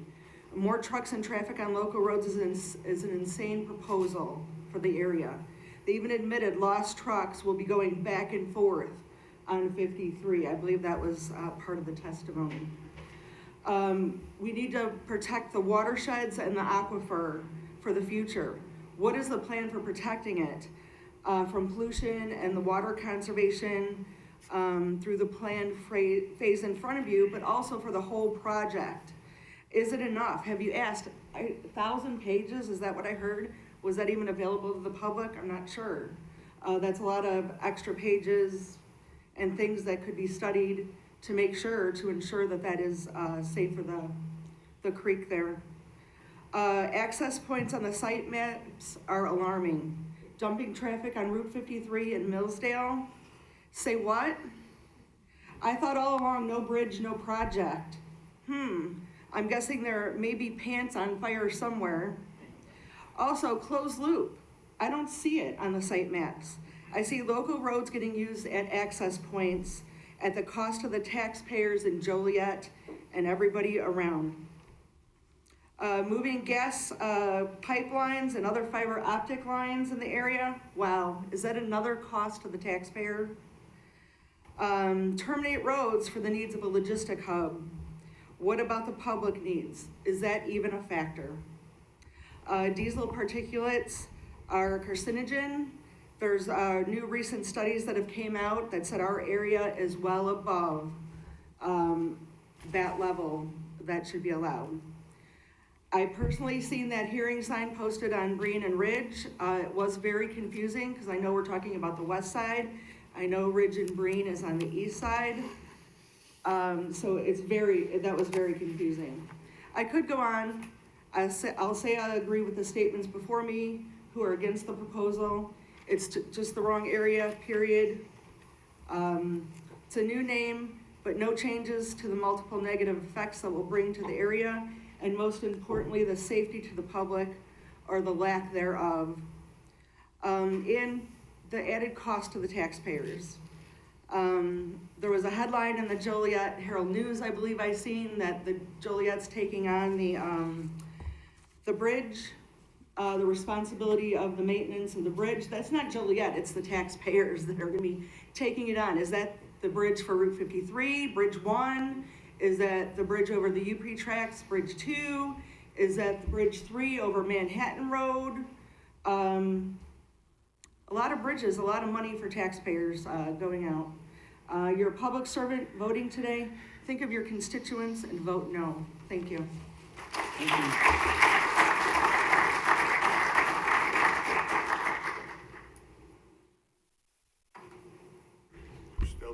Do you swear to tell the truth, whole truth, but nothing but the truth? I do. Please state your name. My name is Christina Samet, and I live in Jackson Township on the footprint of the development. Sorry, I didn't catch your name, sir. Yeah. I just had one question for you. William Bone. Okay, William. So I just had a quick question for you. So you mentioned that you're working with the Army Corps of Engineers. And so my question is, will an environmental impact statement or an environmental assessment be conducted under the National Environmental Protection Act in accordance with the NEPA? Will you guys be doing that? It's not required for the permit that we need from the Army Corps of Engineers. Thank you. Okay, so thank you for letting me make comment today. So Third Coast Intermodal Hub, which is the proposal today for 530 acres, is located within the Cedar Creek Watershed Protection Area, which we heard a lot about tonight. So I wanted to go to that part of the zoning ordinance, which is section 47-15G.4. So this is the zoning ordinance that establishes the Cedar, Sugar, Jackson Creek Watershed Protection Area. So the ordinance reads as follows.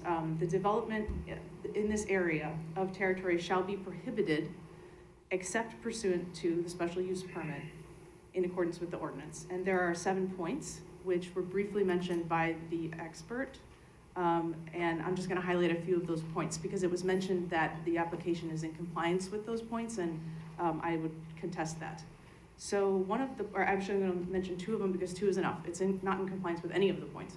But the most obvious ones where it is completely contraindicated by the ordinance is that the development will not detrimentally affect or destroy the natural features of the creeks nor impair their function.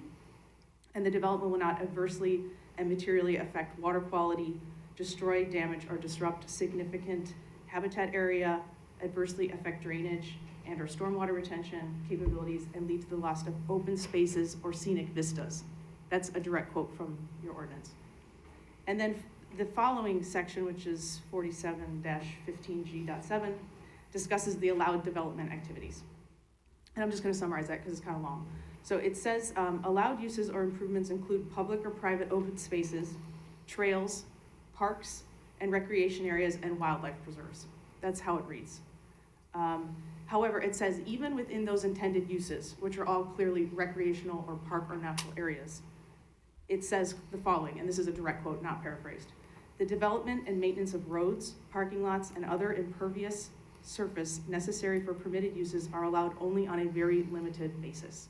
So even if you're building a park or a wildlife preserve, you're, under this ordinance, strictly limited on impervious surfaces, concrete, and buildings. So I'm just gonna give some facts about Jackson Creek Watershed quickly. According to the U.S. Geological Survey, the imperviousness of the land in the Jackson Creek watershed as of today is 13%. There is a research on the impacts of impervious surfaces from 2003 that documents that stream quality begins to decline when more than 10% of the watershed is paved over. And if that impervious surface extends greater than 25%, the creeks and rivers that are of that watershed will no longer have most beneficial uses. On top of that, the most pollution-tolerant fish and pretty much all wildlife or aquatic life will cease to exist in the creeks when there's impervious surface exceeding 25% of the watershed. So if this research study is something that you find skeptical, you could actually read the own Will County Comprehensive Stormwater Management Plan. So this comes from Will County's public documentation. It says that these relationships are true nationwide, and in general, it was found that stream quality was substantially degraded when watershed imperviousness exceeded 10 to 15%. So that's our own local authority. They also agree over 15% is going to have severe detrimental effects on the watershed. So all of the 500 acres in the proposal are in the watershed. Most of the entire project, which isn't being discussed necessarily tonight, the 4,000 plus acres, is in the watershed. These industrial warehousing parks, and I don't think anybody will contest this, generally have imperviousness exceeding 70%. Not just the buildings, but the parking lots, basically. So what North Point's proposal will do is make the Jackson Creek watershed exceed an imperviousness that will largely destroy the watershed, entirely destroy the creeks and the rivers that it flows into. And that's incontrovertible. There's no way that you can say that your documentation actually can justify the special use of this land and argue that it is not going to affect stream quality or the watershed health.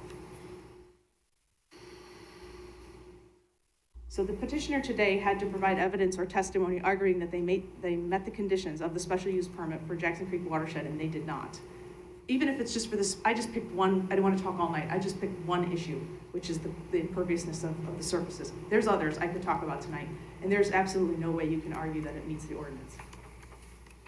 Okay, so that takes me to, do you have to follow your ordinances? And I'm not a lawyer, I don't know, but I actually read your zoning ordinance, which says the following. So if you go to zoning ordinance 47-20.1, which has not been discussed tonight, it's called amendments. And this is a direct quote, this is not a paraphrase. Quote, the city council of the city of Joliet may from time to time amend the regulations imposed and the districts created by the ordinance after a public hearing before the plan commission. So if Joliet as a home rule city wanted to change the ordinance so that North Point could build an industrial park in the watershed, they could do that, but there'd have to be a hearing. You have to have a hearing to change the ordinance in order to allow these guys to use that land in that way, because it is completely inconsistent with the existing ordinance as it's stated in the ordinance today. So finally, in past hearings, I don't know, probably all blends together at this point, but if you probably don't remember what I've said in past hearings, but usually I've asked for concessions. I've said, please make it a planned unit development for these poor people living in these neighborhoods adjacent to this development. Please take out the eminent domain language and so forth. But there is really no concessions that will make this agreement acceptable today.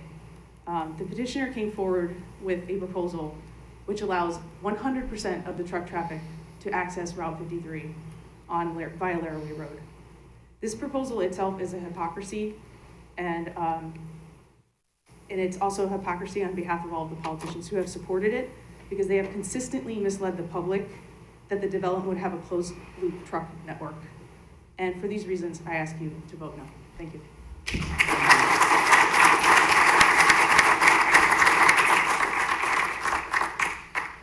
Do you swear to tell the truth, whole truth, and nothing but the truth? Yes, I do. Please state your name. David DiDesiderio. First question is for the gentleman over here that might be able to explain on Knoll Road, why you didn't buy the rest of the houses on the north side. Can you answer that for me?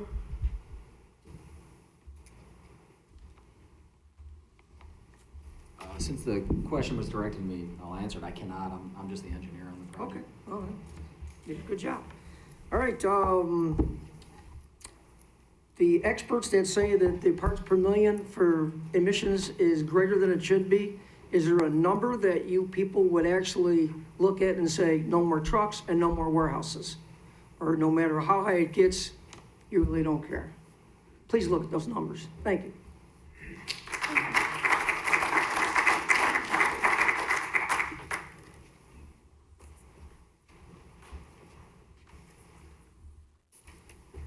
Do you swear to tell the truth, whole truth, and nothing but the truth? I do. Please state your name. I'm Tom Howard. I live in rural Elwood, out in Jackson Township. The lady that spoke earlier that lives on the corner of Knoll and Bridge Road, she asked a question. Are your representatives that you're representing willing to buy out their homes? And I would add, indexed by the proportion that you're paying for property to get the possession of it, over and above our Will County assessed value. So if it's assessed for $100,000 and you paid $500,000 for it, it's indexed by that. And if they have a home that's worth $100,000, are they willing to buy out an unsatisfied resident next to your unbermed buffered property? The berms ought to be high, and they ought to be all kinds of foliage on them. But I didn't hear an answer to that question that she asked.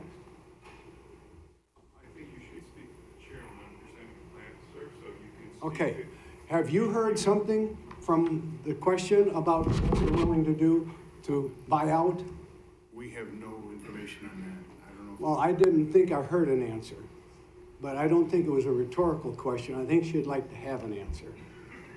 And it ought to be buffered by the amount that they are buying land that people are willing to sell, at least over the assessed value, compared to maybe index it by double for those that are unhappy with what they've done to our communities. Thank you. Thank you.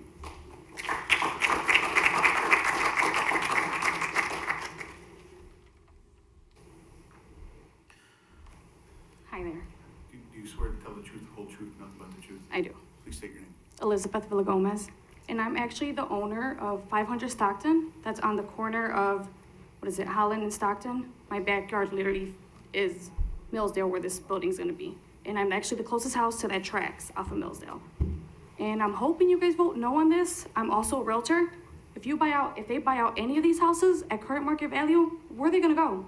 There's no houses on the market currently. So even at 25% or 20% over current market value, they're not finding anything. So I'm really hoping you guys vote no on this. I have small children. There's so much traffic as it is already. I know they spoke about turn it into a cul-de-sac, which I was for at this point, because even if I sell, where am I going? There are no homes out there to go. And like I said, I'm a realtor as it is. Thank you. Thank you.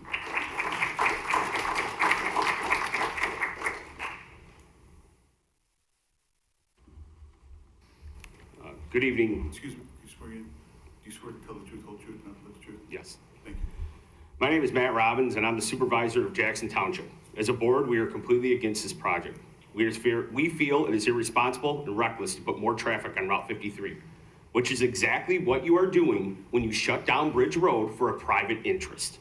This is the road we use to stay off of 53, not just by Jackson Township residents, but also by your residents of Cedar Creek. I've said it once, I'll say it again, and I'll keep saying it. It's disheartening that there is no cooperation, communication, or consideration on projects that are directly affecting our township. This project will be solely in Jackson Township, and North Point, or whatever they're changed their name to this week, I don't know what it is, have yet to come to talk to us about this new phase, closing a road that will cut our township in half. Don't you find it odd that they keep changing their name? What are they hiding? You tell me. Over a year ago, you voted to not change the zoning on this property that butts up to Cedar Creek. What's changed? These are still your residents, and they were promised they would have homes to the south and west of them, not warehouses, roads closed, and a 4-lane road in their backyards. Is this how you would like to be treated if you bought a home by the people that are supposed to represent you? I've heard the housing market is dead. Then why has someone in Cedar Creek built a dozen new homes and they're sold? They've got sold signs and has applied for 13 more permits. Because that was the original plan for the south side, was residential development. I just want everybody to be aware, when you apply for a special permit, because I went through the whole thing, this is what your application process states. You have to provide clear and convincing evidence for this need. So number one was, how will the establishment, maintenance, or operation of the special effect of the use affect the public health, safety, morals, comfort, or general welfare? Their response was, the establishment of this special use will improve the public health, safety, morals, comfort, and or general welfare by improving the grounds immediately adjacent to a tributary of Cedar Creek, as well as allowing necessary infrastructure improvements to address traffic concerns in the region. Have they even talked to the people around there? Putting more cars and trucks will improve our health and safety? Number two, how will the special use impact properties in the immediate area? Residential properties nearest to the tributary will benefit from the improved green space near the tributary, and the resulting infrastructure improvements will address the traffic concerns in the area. You really think we'll benefit from this?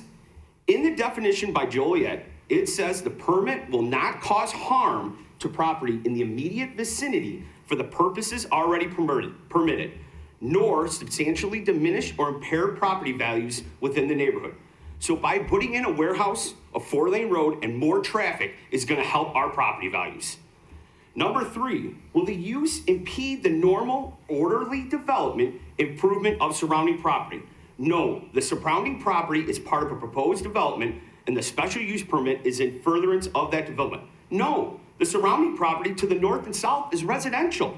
Over 80% of that property you are rezoning was residential. Does this sound like clear and convincing evidence? I guess you will have to be the judge of that. The decisions you make tonight will change the landscape of that area forever. Think about that. Please be the voice of not only Joliet, but Will County, and be a leader to help fix the traffic, not add to it. Vote no to the special use permit and closing Bridge Road. Thank you.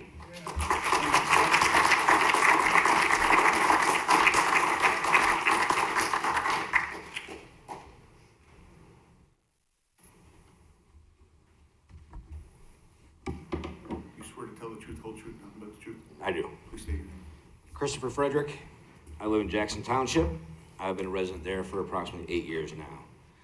I'm up here basically to talk about what is a main concern for most people, and that's going to be health and safety. The prevention of significant deterioration is a big factor. The reason is because at this moment, we're not sure what the air quality is of the surrounding areas where the development wants to go into. I haven't seen any studies on it. I haven't seen anything as far as what will happen. There's no models that we have seen as far as the air quality. The second thing I want to discuss is the water quality. All of us in the Jackson Township area, on Knoll Estates and on Knoll Road, are on well water. Okay? We rely on the well water for drinking, for cooking, for bathing, and for our children to enjoy themselves in the summertime. With the pollutants that the diesel emissions create, and I could list them all, they are all known to cause certain issues, but either by respiratory or by consumption. You have the increase of asthma, or asthma for non-people that don't have the asthma. You have increase of cardiovascular disease for people that already have it or that don't have it can catch it. And it is also known as a carcinogen, which causes cancer. Diluted diesel emissions were tested in a scientific setting, and you can look it up. It's not my responsibility to provide it. It's your responsibility to prove it's false. However, they have proven that diluted diesel emissions have caused cancer in men. Okay, everything's being put in our lives at risk just for a few pennies, whatever they're looking at. It's not right to put our lives at danger. You know, we want to live out there. We moved out there because we didn't want to see concrete. We wanted to be safe. We wanted to feel, you know, like we had something to look forward to and have our kids growing up in a safe area. Doesn't look like that anymore health-wise. The other issue is going to be the traffic, okay?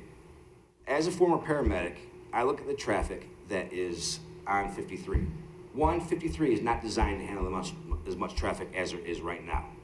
You add another 20,000 trucks to Route 53, okay, you are going to create a lot of issues, especially for EMS. Wilmington, Peatone, and Elwood utilize 53 to get patients to St. Joe's. All right? You only have a 5-minute rule. If you can't get your patient, get your patient in 5 minutes and get them to the hospital with care, that patient will not survive. I'm a heart attack victim myself.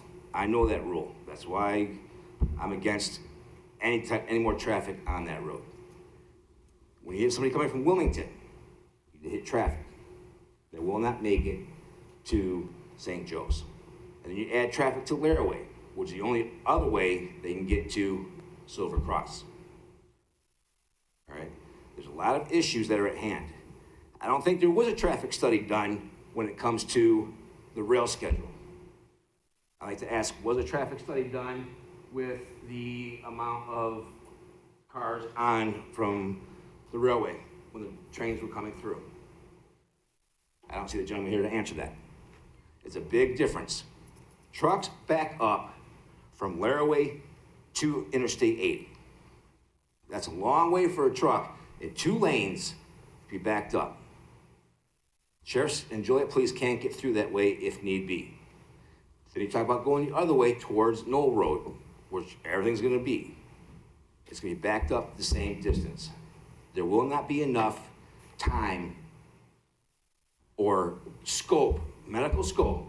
A paramedic only has a certain amount of scope that they can perform their duties. If that paramedic cannot perform outside of the scope, that patient will die.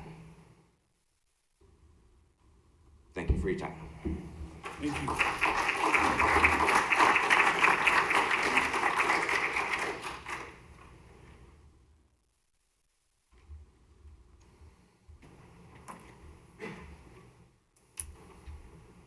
Good evening. Ms. Regan, you swear to tell the truth, the whole truth, nothing but the truth? Yes, I do. Please state your name. My name is Jim Walsh. I'm supervisor with Manhattan Township. I live at 25959 South Cedar Road, which is east of Manhattan, which sounds like a long ways from here and from all of this North Point stuff, but it's not. We feel this just as much as Joliet does. I know that they're saying that this is on the west side of 53, so they're gonna keep all the trucks and everything over there. But I tell you what, all the roads, the infrastructure, as the lady from the county said, the county board, that's the biggest thing that needs to be done. I-80 has to be fixed. Look at I-80's closed. It's not closed, I'm sorry. But it's under construction. Hobo Bridge is under construction, which is gonna help tremendously also. But now in the meantime, all these trucks, even though they're over here on the west side of 53, they still come from the eastern part of the country. They come from Indiana, they come off 57, and they come through Manhattan. They come on all of Manhattan's township roads. I mean, you can't blame the truckers. They're trying to make a living. They're gonna go the quickest way that their GPS tells them. And I know when they get over to 53, I don't know what they're gonna do now, but they're still gonna come through the same areas. And this is just the start of another whole deal. I ask that you table this. I think that there should be a freeze put on this until some more infrastructure till this stuff is straightened out. I know you did that other one tonight on Cherry Hill. There's more buildings coming there. I see no reason that this needs to be done now until everything settles down and we get these roads straightened up, the infrastructure ready. Thank you.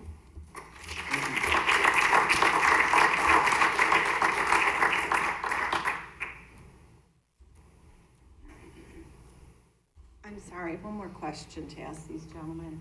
I thought, I'm Donna Rosendale, and I do swear to tell the truth. I have a question. Did I hear correctly that there's going to be monies paid to the city of Joliet by this development? $6.5 million? And you, in my notes here, said that Joliet can use it as they wish. Isn't that a payoff?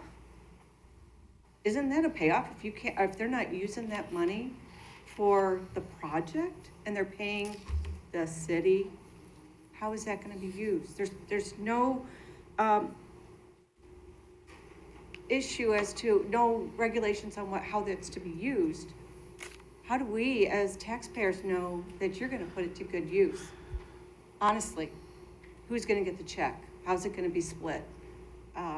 Just want to put it out there because it's going to be in the papers and on the news, on WJOL and all these other places, that there's going to be this $6.5 million or some dollar value paid to the city.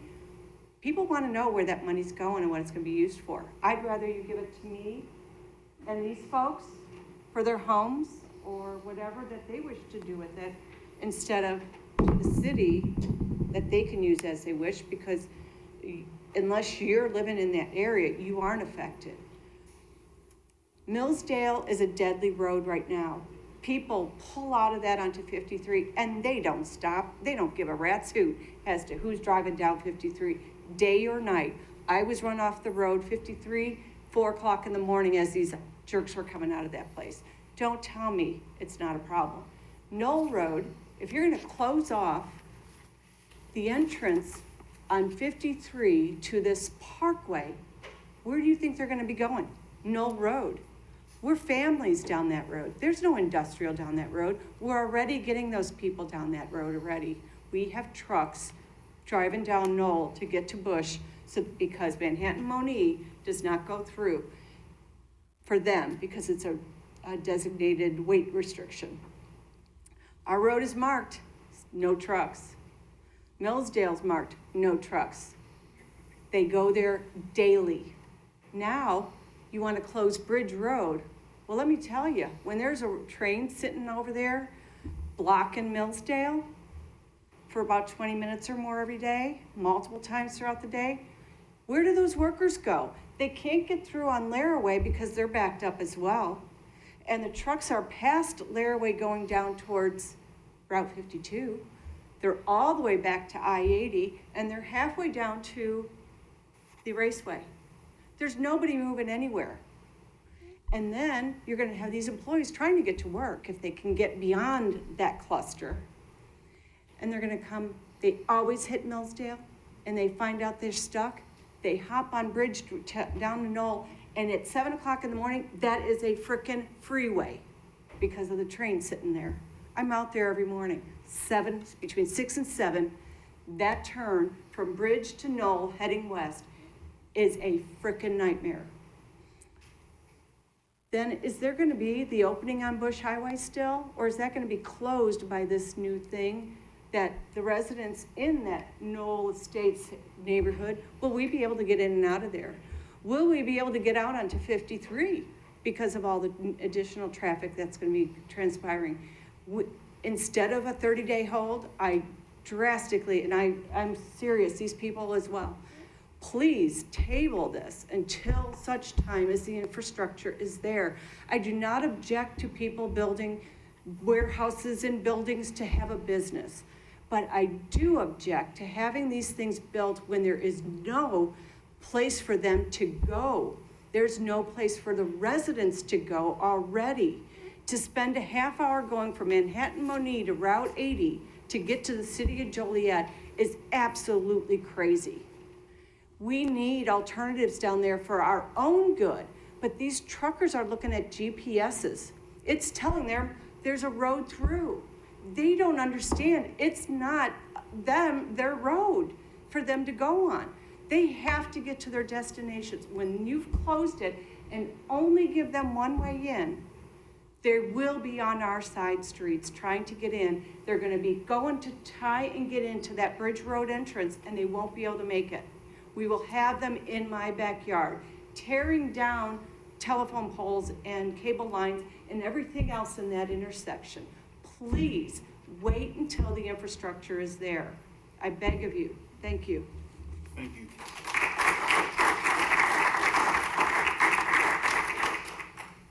Is there any more comments or questions from the audience? Would the petitioner come back and? Yeah, Mr. Chairman, could I please just clarify a couple things? What's before you tonight, as Mr. Torrey said, is the plat of subdivision, vacation of the road, and the special use.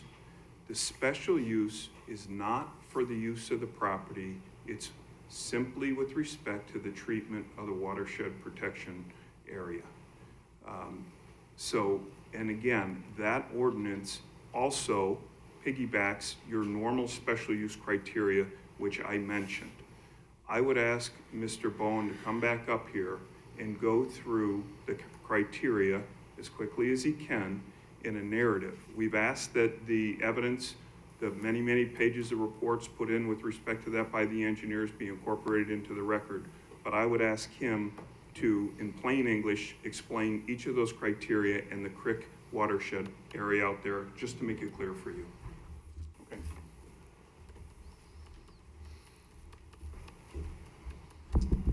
Yeah, just to piggyback on what Tom said, the special use pursuant to the watershed protection ordinance of the city of Joliet applies to what's defined in the ordinance as a water protection area. That area, based on the definition of the tributary that runs through our property, is defined as a 200-foot strip along that creek. So 100 feet on either side of the center line of the creek. So pursuant to the city's ordinance, this watershed protection ordinance only applies to that 200-foot strip. Within that 200-foot strip, if you read through all of the points A through G, it talks about no detrimental effect or destroy natural features. The location of natural features and the site's topography have been reasonably considered. Adequate assurances have been received that the clearing of the site topsoil, trees, and other natural features will not occur before the commencement of building operations. The development will not reduce the natural retention storage capacity of Jackson Creek, nor lawfully increase the magnitude and volume of flooding at other locations. Soil, subsoil conditions are suitable for excavation and site preparation. The development will not adversely and materially affect water quality, destroy, damage, or disrupt a significant habitat area, and the development will result in the restoration of portions of Cedar Creek, Sugar Creek, Jackson Creek, and Jackson Branch watershed. So, going through those again very briefly, just want to reiterate, within that 200-foot strip, we are enhancing the area. We have the road crossing for Third Coast Parkway. We are specifically designing the culvert to be a more natural feature to bury the base of the culvert so we can restore the creek bottom through the culvert.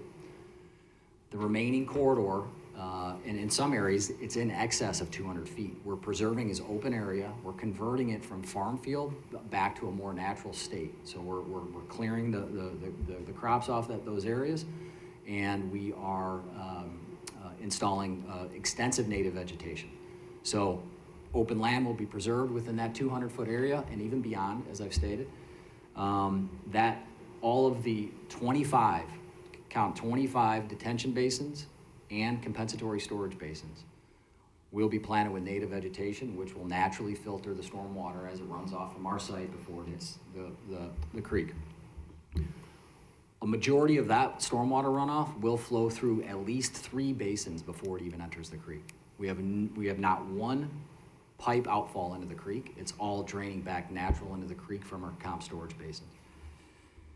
And last but not least, the schedule as far as assurances that there will be no clearing of topsoil, trees, and other natural features will not occur before the commencement of building operations.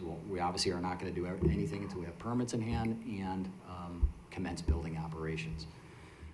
And the only work that's going to be done except for the Third Coast Parkway crossing within that corridor, is to enhance it. So any grading that's done is to provide additional stormwater volume for the watershed. It's to plant native vegetation to naturally filter the stormwater runoff. And it's to create a more natural release of that stormwater back into the stream. Thank you. Thank you.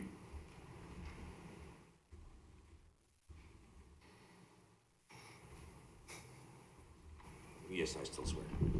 I do have questions for you. You just sat up here and you gave us your spiel about the plat, okay? What about the homes around the area? Are you gonna be are you gonna sit there and say, all right, no diesel trucks are allowed on our properties over 5 years old? Are you going to prevent the wind from blowing from your site over our homes, depositing soot and diesel biotoxins onto our homes, onto our cars, onto our yards? If we have to pressure wash our homes because we are getting diesel soot, which a lot of us out there do, we pressure wash our homes once a year, and many of it's because dirt from the farmers got in our homes. Now we've got to deal with diesel. Now we've got to deal with the pollution. That product that we pressure wash our homes with goes into the ground and into our into our drinking water. How are you to prevent that from happening to all of us that live in Jackson Township, around your area? Those subdivisions are prominent winds blow from your area directly over our homes. You can't stop that unless you build a glass bubble around your whole development. You can't stop the rains from bringing pollutions down onto our grounds, into our drinking waters. We're not gonna wear 3M masks the rest of our lives like we have with COVID to prevent the particulates from getting into our lungs from the diesel emissions coming from your facility. It's the only comment I had. Thank you. Thank you.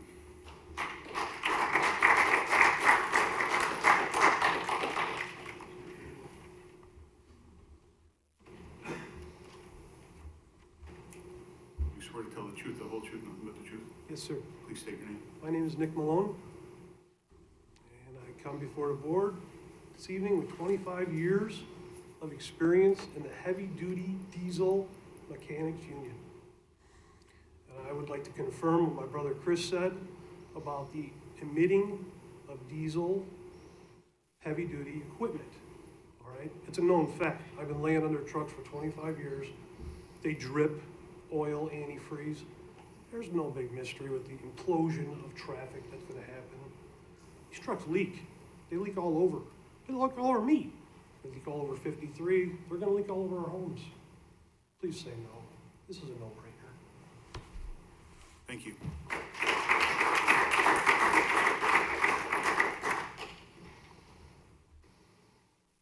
May I make a short follow-up comment? Okay, this is regarding the stormwater management that the expert was just testifying to. So I've been in contact with an environmental group that has done research on stormwater management and other measures that try to resolve some of these impacts from impervious surfaces. And so I just wanted to give this information that that while it's conceivable that highly effective stormwater management measures such as what the speaker just told us about might significantly reduce the impact of such dramatic impervious area increases, the North Point site is unfortunately unsuited to most of these measures. 2009 Jackson Creek Watershed Plan noted that infiltration is the most effective practice. So you're trying to clean the solids and the phosphorus out of the water by letting it drain through the soil. And so this measure of using the soil to be like a filter essentially is affected by the type of soil. And so when soils are more sandy, which they call A-type soil, it's relatively effective. And when soils are harder and more clay-like, it is largely ineffective. The entire North Point site is mostly of C and D-type soils, and therefore it's unlikely that infiltration measures can be used to full effect, and it makes it unlikely that the stormwater management plan presented today will resolve the severe impacts to Jackson Creek or Manhattan Creek, no matter how many of these detention ponds and buffers they make. Thank you.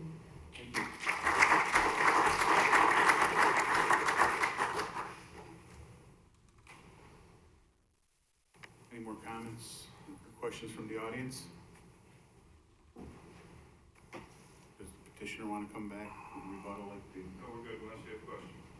Is there any comments or questions from the commission?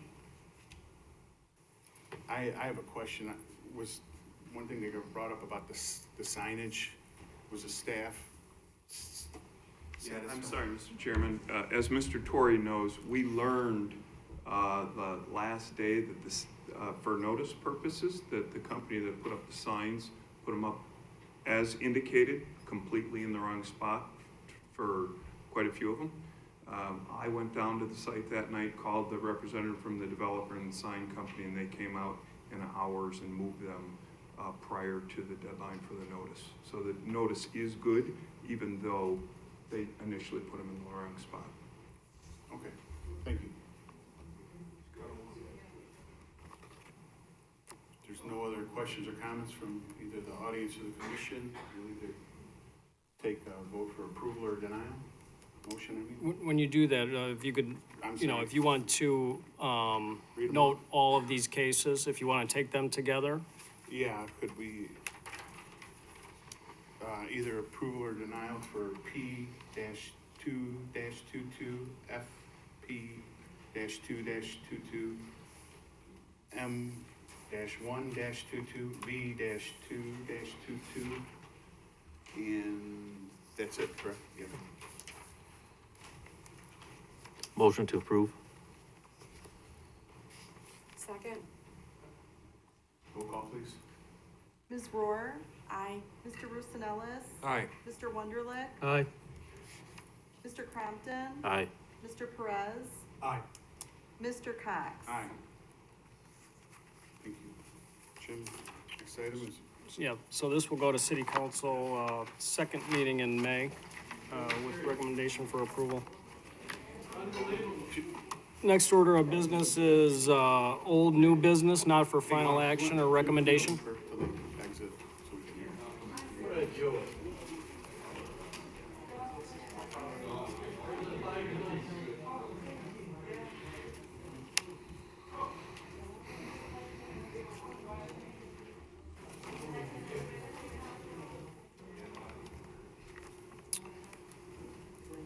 Item number 7, old new business, not for final action or recommendation. We have none. Under 8, public comments. This section is for anyone wanting to speak regarding non-agenda items and are allowed a maximum of 4 minutes. It's not a question and answer period, and staff and the Plan Commission do not generally respond to public comments. Please note speakers who engage in conduct injurious to the harmony of the Plan Commission shall be called to order by the presiding officer and may forfeit their opportunity to speak. Is there anybody that would like to speak on non-agenda items? Seeing none, we could move to adjournment if you would like. Motion for adjournment. Second. All in favor? Aye.